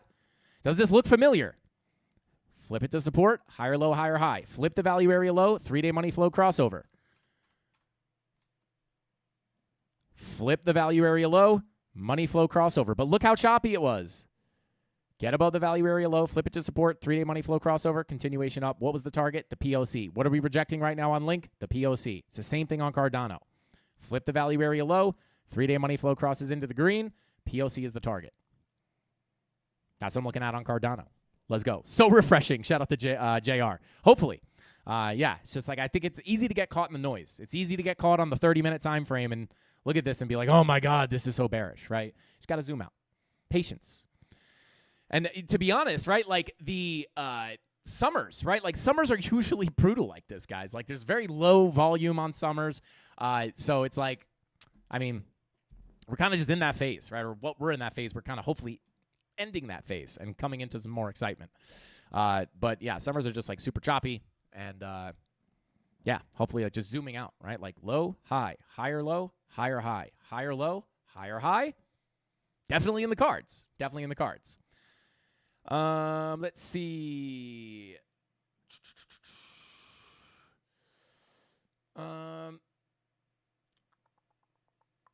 XRP trying to break above 299. We'll take a look at XRP. I want to take a quick look at Doge because Doge is moving right now. I wanted to say moonin'. I wouldn't say moonin', but we look at Doge recently. Let me just... Fib pulled from the low to the high. Where are you looking for your high or low? Right on that golden pocket. Where do we bounce? Right on the golden pocket. This does keep the door open to potentially, right? We have the will it break level here for the break of structure to the upside. What we talked about on Cardano, Dogecoin last week was we're inside the volume profile. We are well above this value area low. As long as you remain within this volume profile, between the value area low and the value area high, once you get above the low, target is the POC. We've tapped into the POC. We've gotten the correction. We've held the higher low on the golden pocket until we lose this golden pocket, or more importantly, lose this 786. The doorway to the POC is still open. And then if you flip the POC, which, by the way, you're looking for a high, low, high, higher, low, higher, high, which would call for the break of structure to the upside. Not only is the POC open as long as you stay above that value area low, but as long as we hold this golden pocket, we could look for that break of structure to the upside. It just might not be the cleanest move, right? Like we were looking for that here too. What happens? Sideways, disgusting price action, right? But we're still continuing up. So that POC is still open. Sits at 26 cents. Very key level. As long as we don't lose that 786 value area low, sitting between 17 and 16 cents, there's no reason to expect a massive, dump down on Dogecoin, right? Even if we came down here, you still have that 786 that you can hold for your low, your high, your higher low, your higher high. So there you go. That's what I'd be looking at on Dogecoin. And then we take a look at it from a market cipher perspective. Take a look at the daily. I mean, daily money flow still kind of coming out here, right? But again, just letting things play out here, right? Like the big key levels, you're really far away from like the super scary level. We'll call it 28% to the 786 and 32% to the value area low, right? So you're still very far away. Like a lot of people say, like, "Oh my God, is this super bearish for Dogecoin? We're dumping." It's like, zoom out. There's nothing. It's not a big enough move to mean anything, right? Now, if we do this, well, hey, money flow coming out, you can't get back into the value area. Well, then maybe you can look for the bigger move down. But you're just so far away from this. I honestly recommend people going out and touching grass. Well, you just wait for this to play out, assuming you're positioned and ready and you have conviction in your positions. If you don't hold any altcoins or anything, I would say maybe right now is a good time to start paying attention. And I also think like others is a really good thing to look at, right? It's like, is it impossible, right? We're at the value area, or we're towards the value area high here. It's like you break out here, pull the 786 real quick.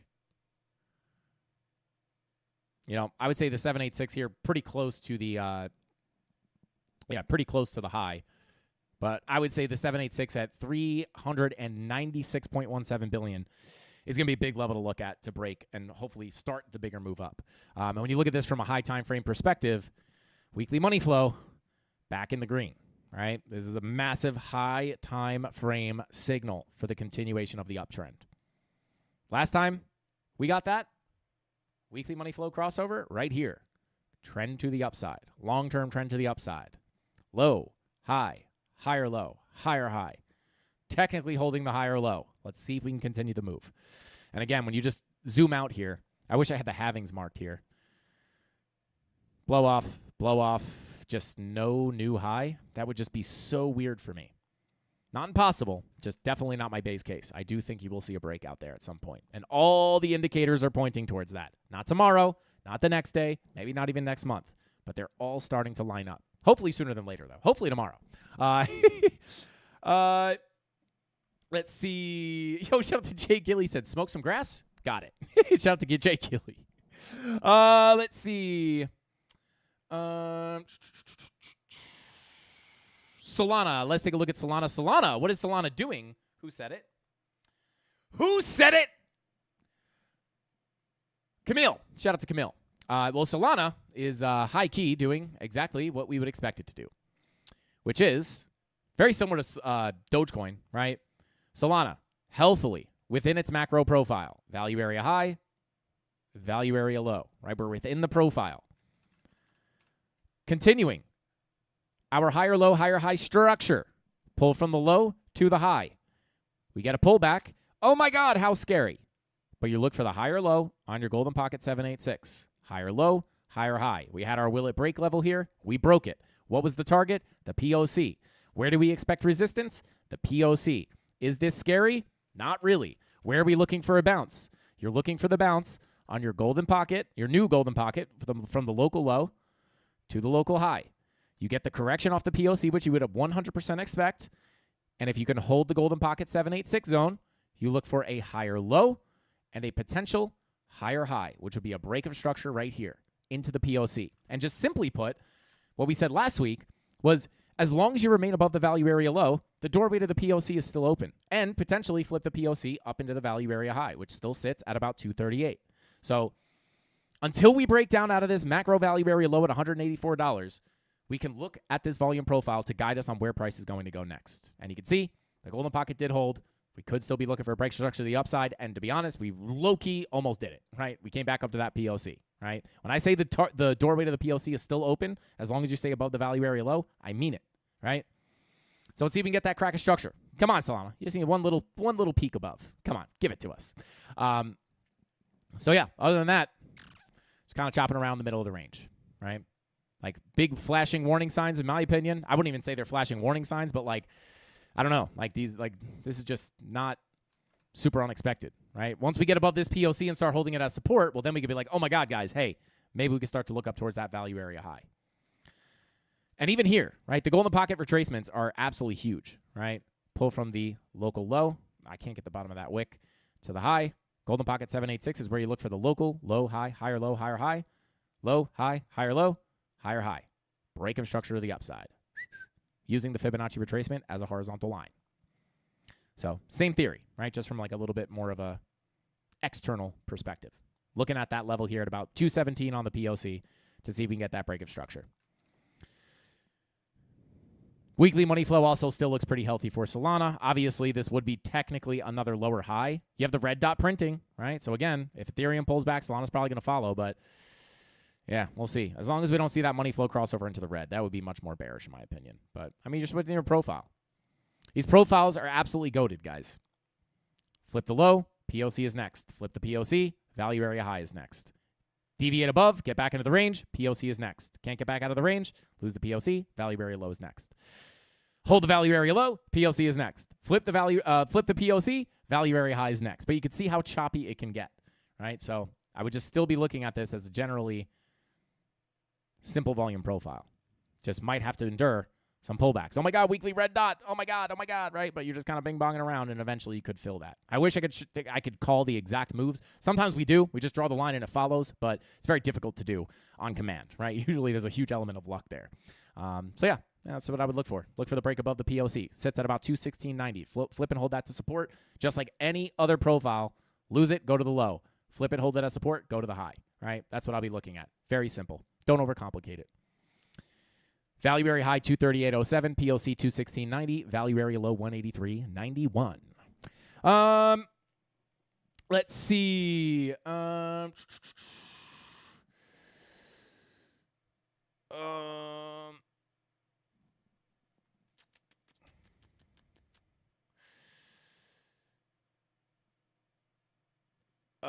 Y'all look at ETH. Yeah, shout out to Juan. Yes, we did just look at Ethereum.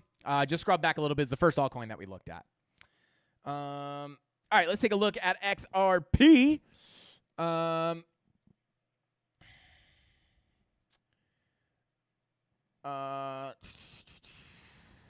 Bitcoin hidden bearish divergence on the 2-hour.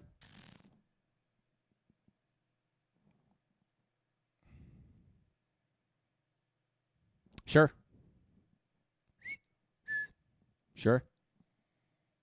See if we can get it to play out. Take a look at XRP. We took a look at Cardano. We'll take a look at Sui as well.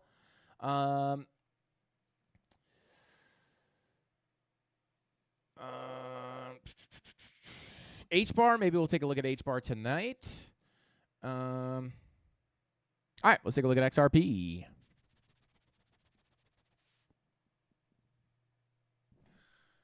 All right. All right, golden pocket, guys. Golden pocket's still holding. This is a golden pocket pulled all the way. Come on. All the way from this low to the high. I don't typically expect these to hold up very well. I talk about this every day.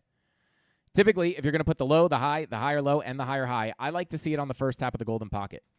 I don't expect this to hold up a second or third or fourth or fifth time. And we're getting support on this level. Not a very common situation. I still don't really trust this. Again, it's not impossible. We did sweep the liquidity down here, which is very nice. Not impossible to get the continuation up. I don't know. It's just like the more time you tap on these golden pockets, it's just like the less likely they are to be the low. I hold a lot of XRP. I hope this is a low and we can yeet on into all-time highs. But, again, we're just kind of like it's gross here, right? Just sideways. So, yeah, I mean, anchored VWAP, you could flip this, but again, it's like could just be a situation where you get above it and then you lose it, and you get above it and you lose it, right? I don't just want to sit here and like talk about the same exact thing. Anchor VWAP sits at 296. If you hold this as support, maybe this opens up the door to continue up, maybe towards this Fibonacci extension level at 331. I'll pull up a more local, simple volume profile for you guys. But, biggest level on the chart, in my opinion, is going to be the 260 to 250 level. We don't have to go down there, but if we do, that's really the level you want to hold. Holding this would be much nicer. I just don't know how high probability it is. If we pull up the local chart here, we look for these licks to get taken. right? Actually, shout out to Crypto Pollo. He was like, check out that liquidity. We looked at the heat maps, found that liquidity below the lows. Low number 1, low number 2. We sweep the liquidity, and we get the move back up, which is nice here because I think we also had the 4-hour bullish divergence. Yeah.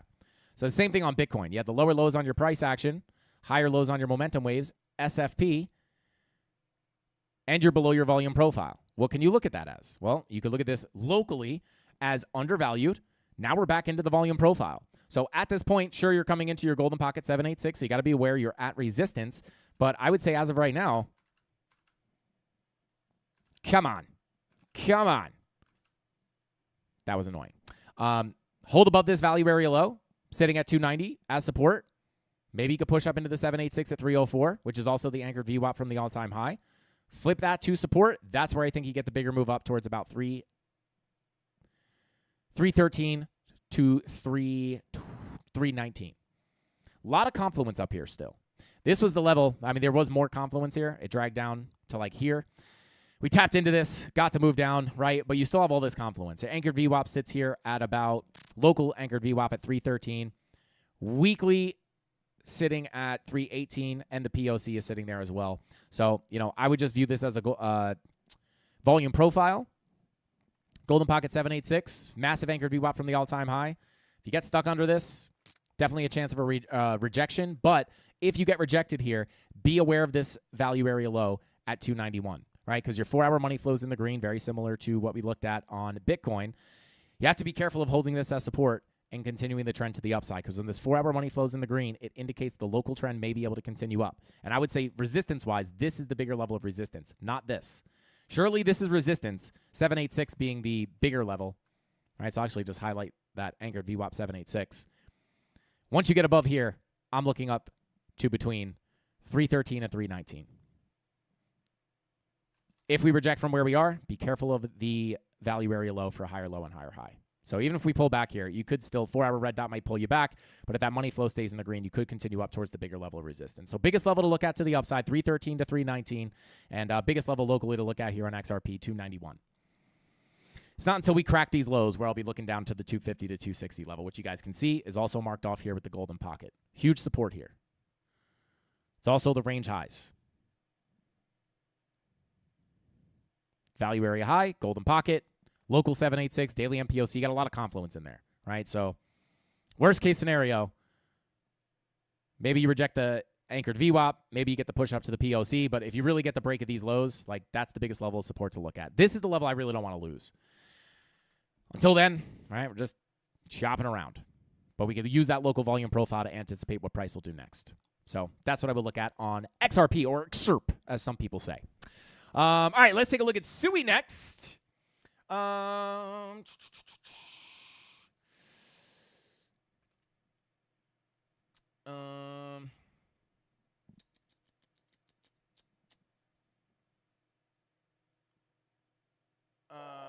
Yo, shout out to Jezza Degen. Said, yo, what's up, what's happening, man? What's up, Frankie? Yo, Frankie, what's happening, man?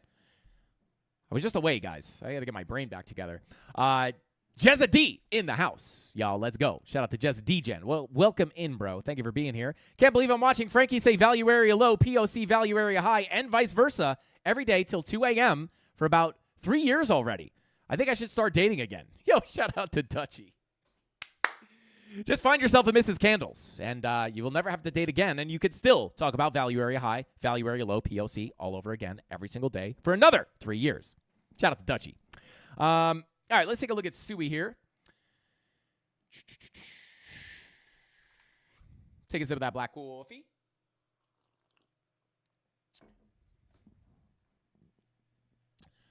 All right. Where is our SUI chart? I think I have it here saved, but...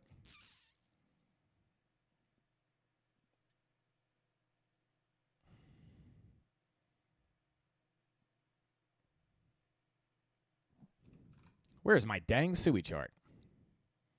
It's not the Coinbase chart, is it? No.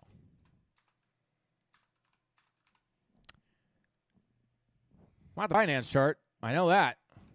It's the MEXC chart? There it is. All right.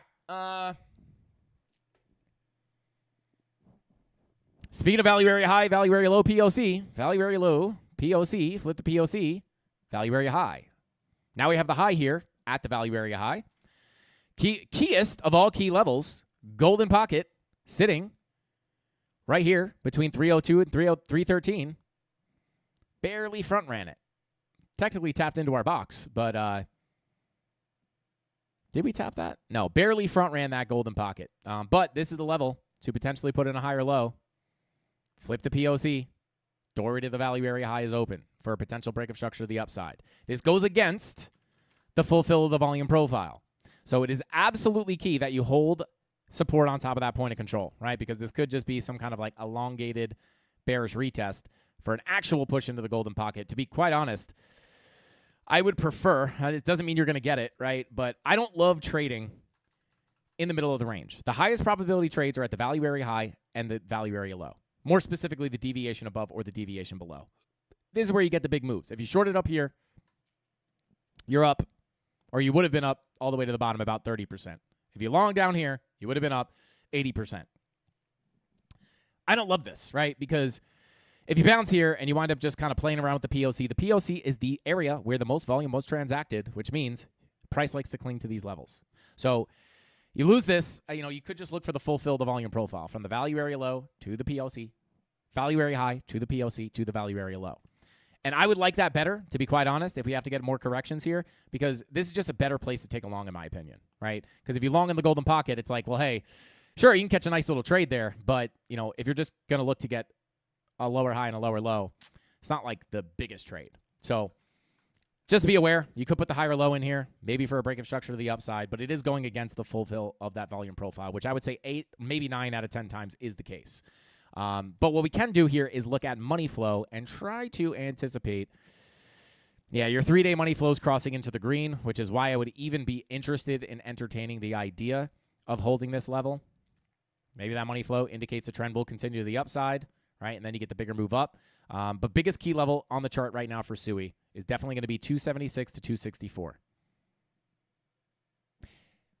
Biggest key level of resistance is just, let's pull this. Yeah, and your value area high has the golden pocket confluence as well, right? So biggest level of resistance here, I would say, is going to be the golden pocket 786 above.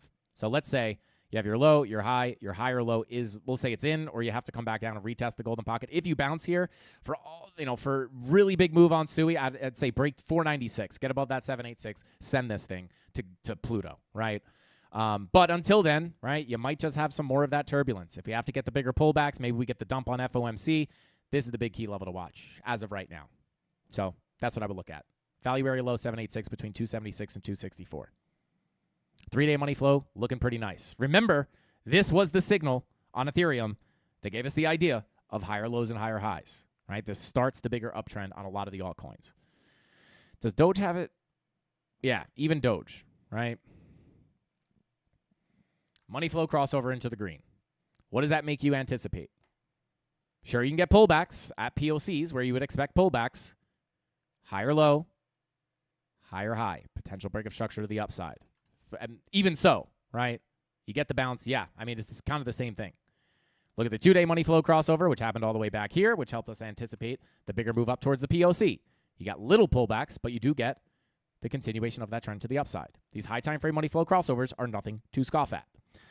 So there you go. That's what I'd be looking at on SUI.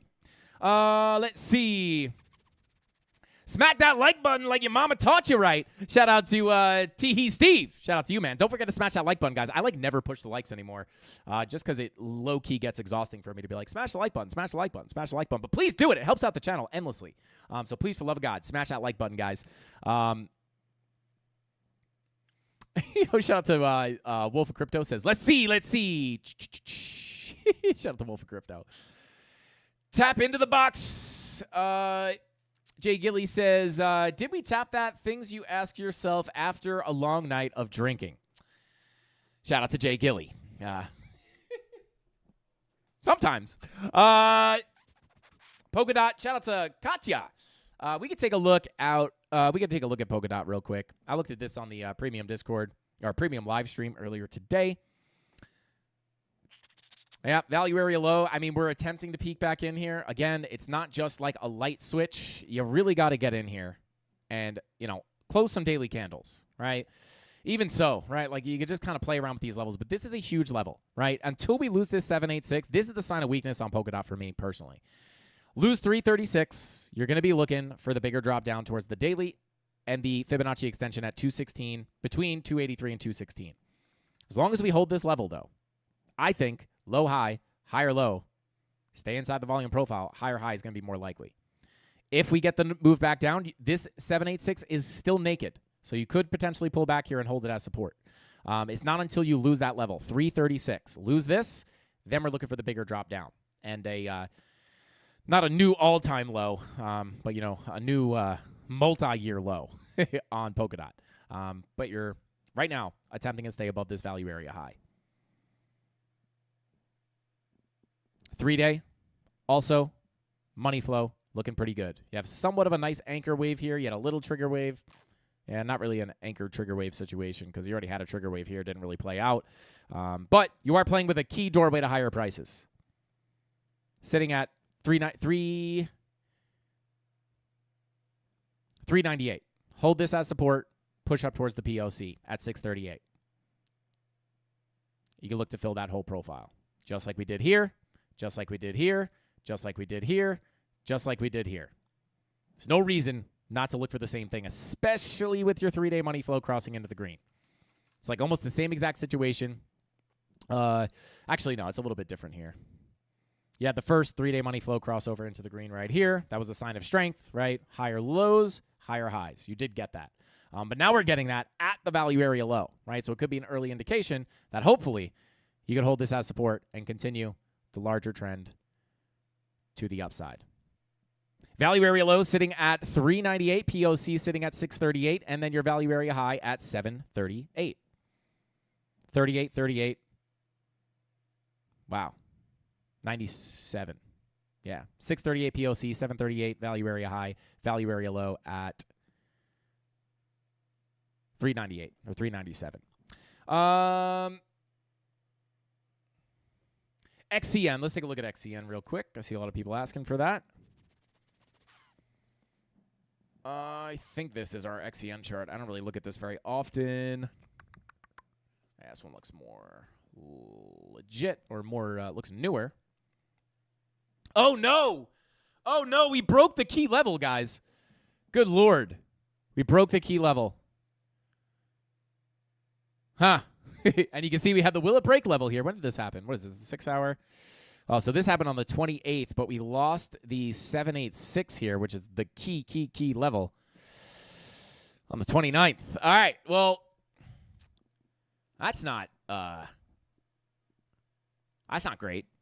Well, will it break? It indeed did. Key level not being held as of right now. Let's check the daily. Closing multiple daily candles down here. Yikes. I don't like that. Why don't I like that? Well, let me get this key out of the way, right? There's a reason we mark this off as key, right? Why? It is your full 786 retracement from the low to the high. Well, your golden pocket's already off the chart because we already broke it. But your golden pocket was here, right? That's your first opportunity to hold a higher low and a higher high. Didn't get it. Once you lose that golden pocket, you anticipate the 786. You lose that 786. This could indicate, potentially, guys, a crack of structure to the downside here. And I'm going to have to dig here, right? Like, will it break? This is the next will it break level.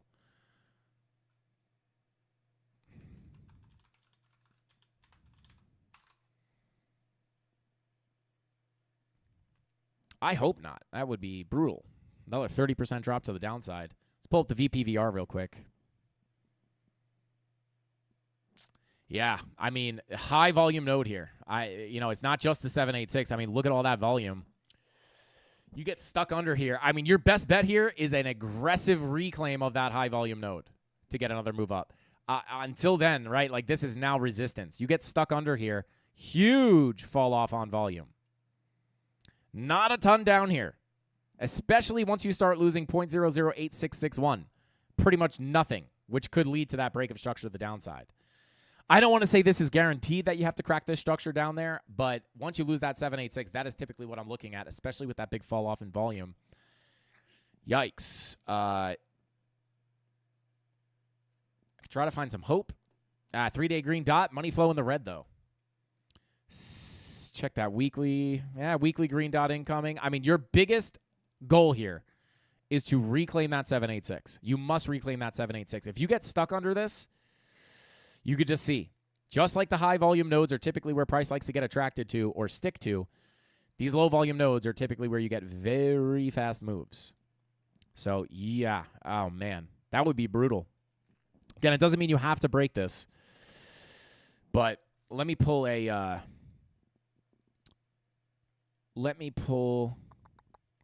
Fibonacci extension here real quick.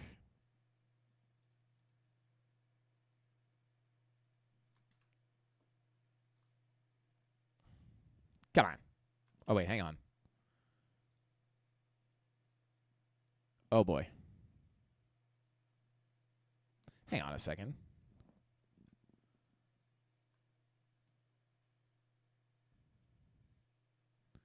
Yikes. Okay. Yeah. I don't like that. I really don't like this.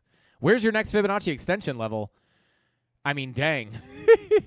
Now, I don't want to cause too much fear here. Just because you have this low volume gap does not mean you instantly have to. I mean, let's just call it what it is. I mean, tons of volume down here and volume up here, no volume here. That's why this is such a key level.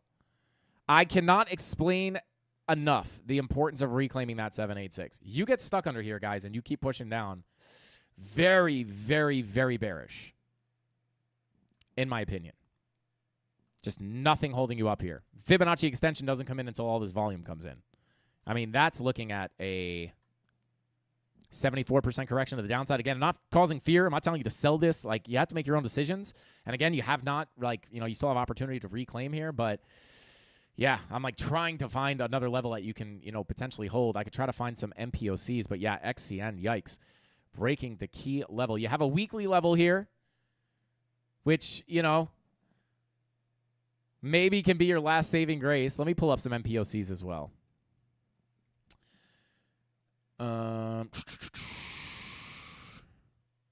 Yeah, I mean, this weekly MPOC would be after the break of structure. Yikes! Give me a monthly MPOC. Give me something. Hold us up. Nothing. Daily. Give me an MPOC on the day. Oh, man. All right, so you have a weekly and a daily MPOC down here, right? A weekly horizontal and a daily MPOC.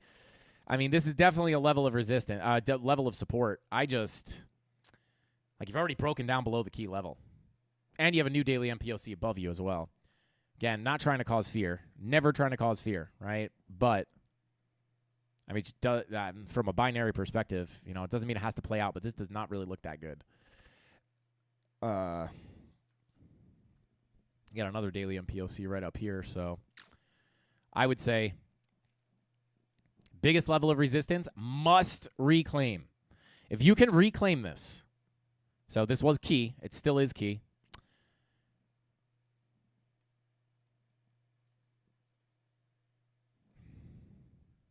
But now that key level is key, but now it's must reclaim. If you can't reclaim this, guys, I mean, I wish I had something else to look at, but if you can't get back above that, could be a much bigger drop down. Next daily MPOC sits down at 0.008507. And, at that point, yeah, it's your kind of last-ditch effort before finally breaking that structure to the downside. So watch for that key level of support between 0.00875 and 0.00848. And the must-reclaim level is 1 cent, 0.011704. Yikes. Definitely lost the key level there. Not the best look. Let's see. Can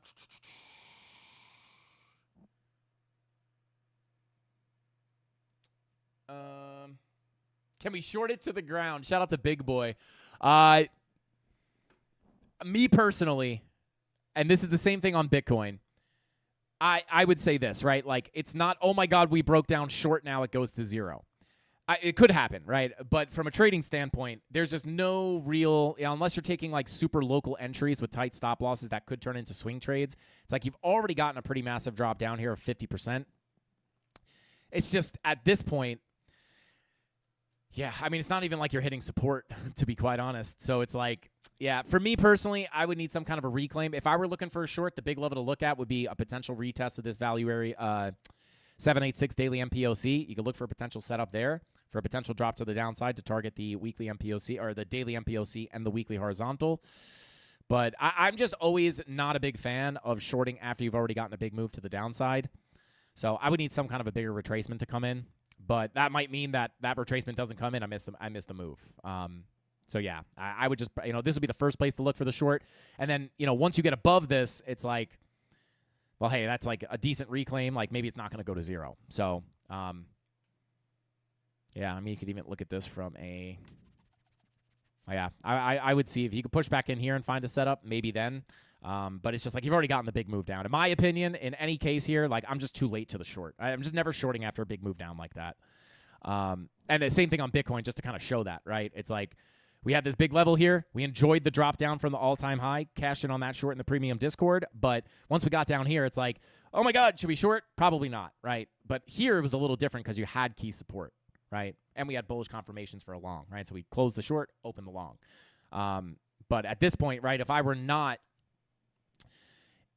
had not shorted from the all-time high, I am not panicking down here and entering shorts late. At that point, it's like, I missed the move. I'll just catch the next trade, which in this case was a long. Let's just check it on Bitcoin low time frame here. Got another little drop down. See 12-minute money flow trying to cross into the red here potentially. 15-minute money flow also continuing out. Like I said in the beginning of the stream, you're going to be watching for that 4-hour red dot. If we're going to continue to reject here,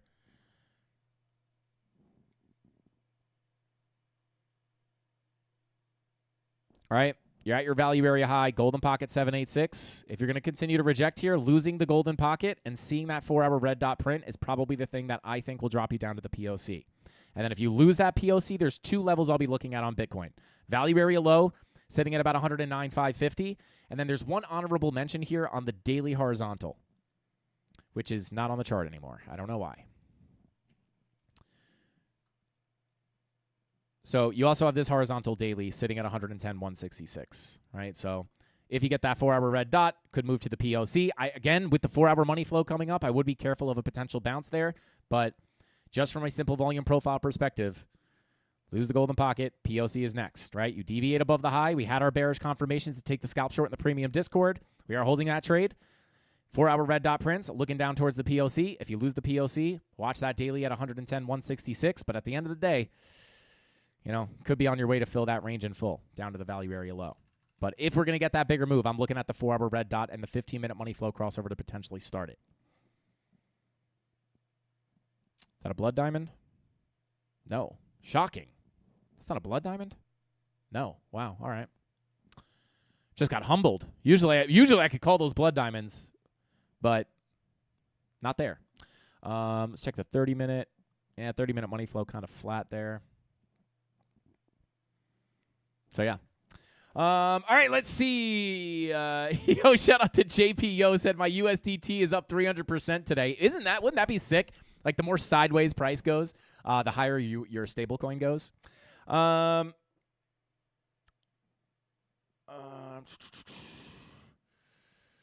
out to Wesley said, I know this isn't the case for everyone that's bought all coins.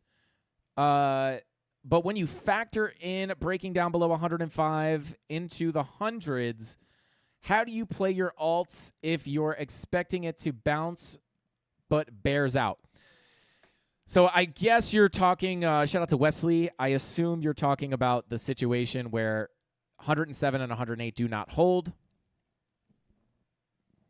right? Which hopefully that is the case. Hopefully it does hold. Hopefully we don't get lower highs and lower lows, which money flow does point to, but hopefully we don't see that, right? We'll hopefully pray for the fake out. But if we do break down below here, if we do break down below the 786 and we get that bigger drop down, how do I play my alts? Well, for me personally, I still don't think, right, like whether we get the drop down to 96K, like for the break of this 786, I think this makes it more probable that the top is in on Bitcoin.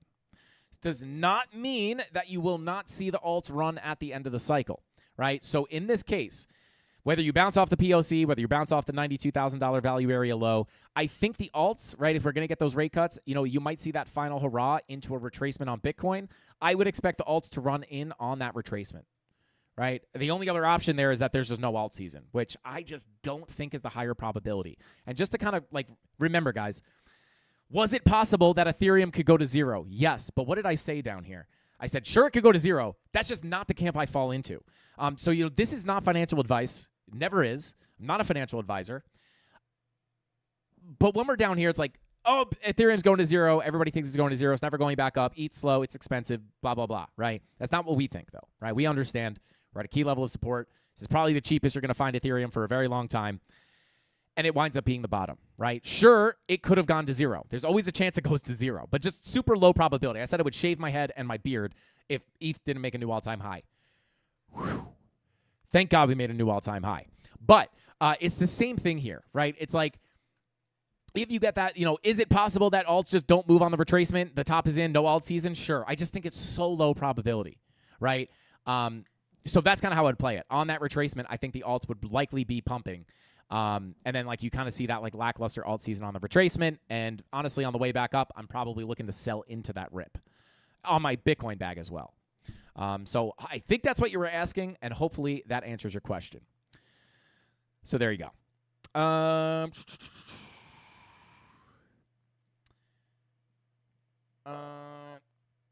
Yo, shout out to Wooly. Said, Tom is in for everything. It's all going to 0. Shout out to Wooly. Welcome in, bro. Yeah, ETH, no way it goes to 0. And, kind of my thought process behind that, guys, is you have to understand that this is why I don't pay attention to narratives, right? I know ETH's expensive. I know that just as much as the next guy. It just doesn't translate to price action one-to-one. ETFs, second largest crypto by market cap. It's just so when institutions invest in crypto, right? They are not going to go for the newest shiny object, right? They're going to go with what has been tried and true, which withstood the test of time. It's just institutional interest. It's just because it's slow does not mean it's not going to go back up, right? And if you're sitting there and you're like, that's wrong, well, we were literally saying that down here, right? So not to prove anything, but just to show there's a reason why I say down here that I'm willing to cut my hair off if we don't make a new all-time high. Very low probability that ETH was going to 0 here for many different reasons. And if you've been watching the channel, you'll know exactly why. But this is why I don't pay attention to narratives. I get it. I'm not saying that ETH isn't expensive. I'm not saying ETH is the best thing out there. I'm not saying that. But what I am saying is that doesn't always translate one-to-one on price. And when the charts are giving you the bullish signals, you just go with the chart. The chart is the truth. Everyone's saying ETH is going to 0 down here. We're taking either an emotional stance or a narrative stance. Both of those are bad things to make decisions off of, in my experience. It's always the chart. The chart was pointing towards this, and this is what we got, right? Not because I'm a genius, not because I'm a wizard. Maybe we have a crystal ball, maybe we don't. I don't know. But the chart is the truth every single time. I cannot stress that enough, right? It's the same reason why when everybody calls for 100K in 2021, I was screaming bear market, right? I don't say that I was the only person. I don't think I was the only person. I know I wasn't the only person. And again, I didn't call the top right here, right? I did not call the top at 69K, right? This is very, very hard to do, right? But it's after the drop down and the bearish retracement with money flow coming out, giving you the last opportunity to exit before the bear market really comes in. 100K, Bitcoin's more fundamentally bullish than ever. I don't care. It's just not how the market moves. I am here to make money, and I am here for the fundamentals of Bitcoin, absolutely. I think they matter long term. But Bitcoin is going to move with the macroeconomic cycle. It just is what it is, right? So narratives called for 100K. Charts called for weekly bearish divergence, monthly bearish divergence, weekly money flow crossing into the red. Very likely the bear market is here, right? Charts, we're correct. Narrative, obviously very far off. 100K didn't come anywhere. We didn't come anywhere close to 100K. So just time and time again, the chart proves to be the truth. And I don't get paid by the charts, right, to shill charts, right? I point it out because it is when you understand what to look for on the charts, you are no longer a slave to the people on the internet telling you arbitrary price targets and just guessing what is going to happen and you taking it for gospel, right? You can then take information from the internet because I know it helps a lot, obviously. It's why people tune into the show. But you can then see what I talk about and be like, nope, I'm looking at this chart based off this information and it disagrees. And you could choose to go with that or go with this, right? Or someone says, I think we're going to 200K. if you know how to read the charts and you see those key levels and you see those bearish confirmations that call for the top to be in, you could call BS on that $500,000 price target. Just like I called BS on the $100,000 price target. I didn't do that because I'm the best trader or I know I have some secret insight or I know Satoshi. I did that because I just know how to read the chart. And if you don't have that base, right, that unbiased logical database base, data-based base foundation to look at, you're going to be lost. It's like when people say this altcoin's going to 100x, and then you calculate the market cap, and you realize it is completely impossible. And you'll realize, like, wow, I just, like you think back, you'll be like, oh, my God, I was waiting for this thing to hit this price. And now that I know more about the charts, more about market cap, I realize how impossible that price, not only how unlikely that price target was, but maybe how impossible that price target might have been on your altcoin, whatever it might have been, right? So you just want to have something solid to stack against these random predictions, right? And then you'll also know who's making legitimate predictions. Like, oh, okay, well, this seems reasonable because if the market cap goes up to, like, this seems possible. And the chart does look bullish. So actually, this makes a lot of sense. It'll help you filter out that garbage because nobody's going to be able to hold your hand and say, buy this now and sell it now, and you're going to make $1 billion. It's never going to be that easy. You have to teach yourself. You have to be self-sufficient, self-reliant, self-dependent. I don't know. I'm just trying to think of multiple words. But anyway, let's see. Shout out to K Diggity. He said, don't let him lie to you. He knows Satoshi. K Diggity. I told Phoebe not to tell that to anybody. But anyway, guys, with all that being said, I think that's all the time we got for tonight's live stream. Here we are again at a 2-hour live stream. Oh, man, I always try to go short, and we never do. But anyway, with all that being said, thank you guys for being here. Shout out to shout out to Base Bailey, shout out to AR Perez, shout out to K Diggity, B Team, Getchy, Fast Cash, 8835 said, hey Frankie, does your indicator on TradingView work exactly how you do it manually? Shout out to Fast Easy Cash, Frankie Candles Essentials. Yes, it's just a fixed range volume profile. It's the same fixed range volume profile that you use on TradingView. It's just got a couple added bells and whistles, automatic divergence detection, automatic Fibonacci levels, and a few other things. So yeah, it's the same way I do it manually. It just marks out the divergences, so you don't have to find them manually. But you have to understand algorithms. If the calculation isn't right, if the wick doesn't go down to like the perfect level, sometimes you could still have a divergence, but the algorithm doesn't pick it up. It's just how indicators work. But yeah, for the most part, it's exactly how I do my TA. The whole purpose of that indicator is to kind of encompass my TA and put it into like one easy to use tool, so people don't have to guess, right? And the divergences and the sauce can emojis, the short signals, right? Not to use it as a signal. Please don't use it as buy or sell signals. You have to understand a little bit about the charts to understand if it's a good setup or not. But those divergences or those bearish signals do not pop up unless price is above the value area, which is where I look for shorts, right? So those divergences, all the bearish signals will not pop up unless you're deviating above the value area high, and same thing for the bullish setups as well.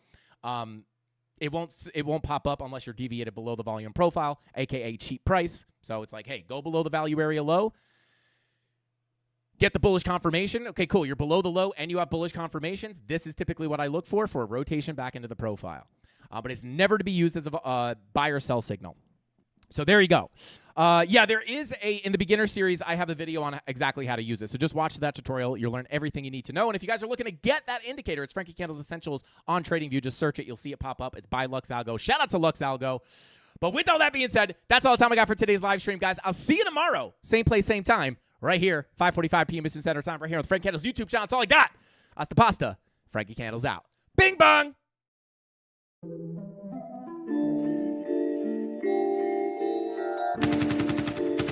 Look what's next for me, Joe. I'm gonna get that second bell. Where the f is it?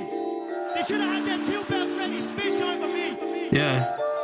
Head up in the clouds, thought they saying I look stressed.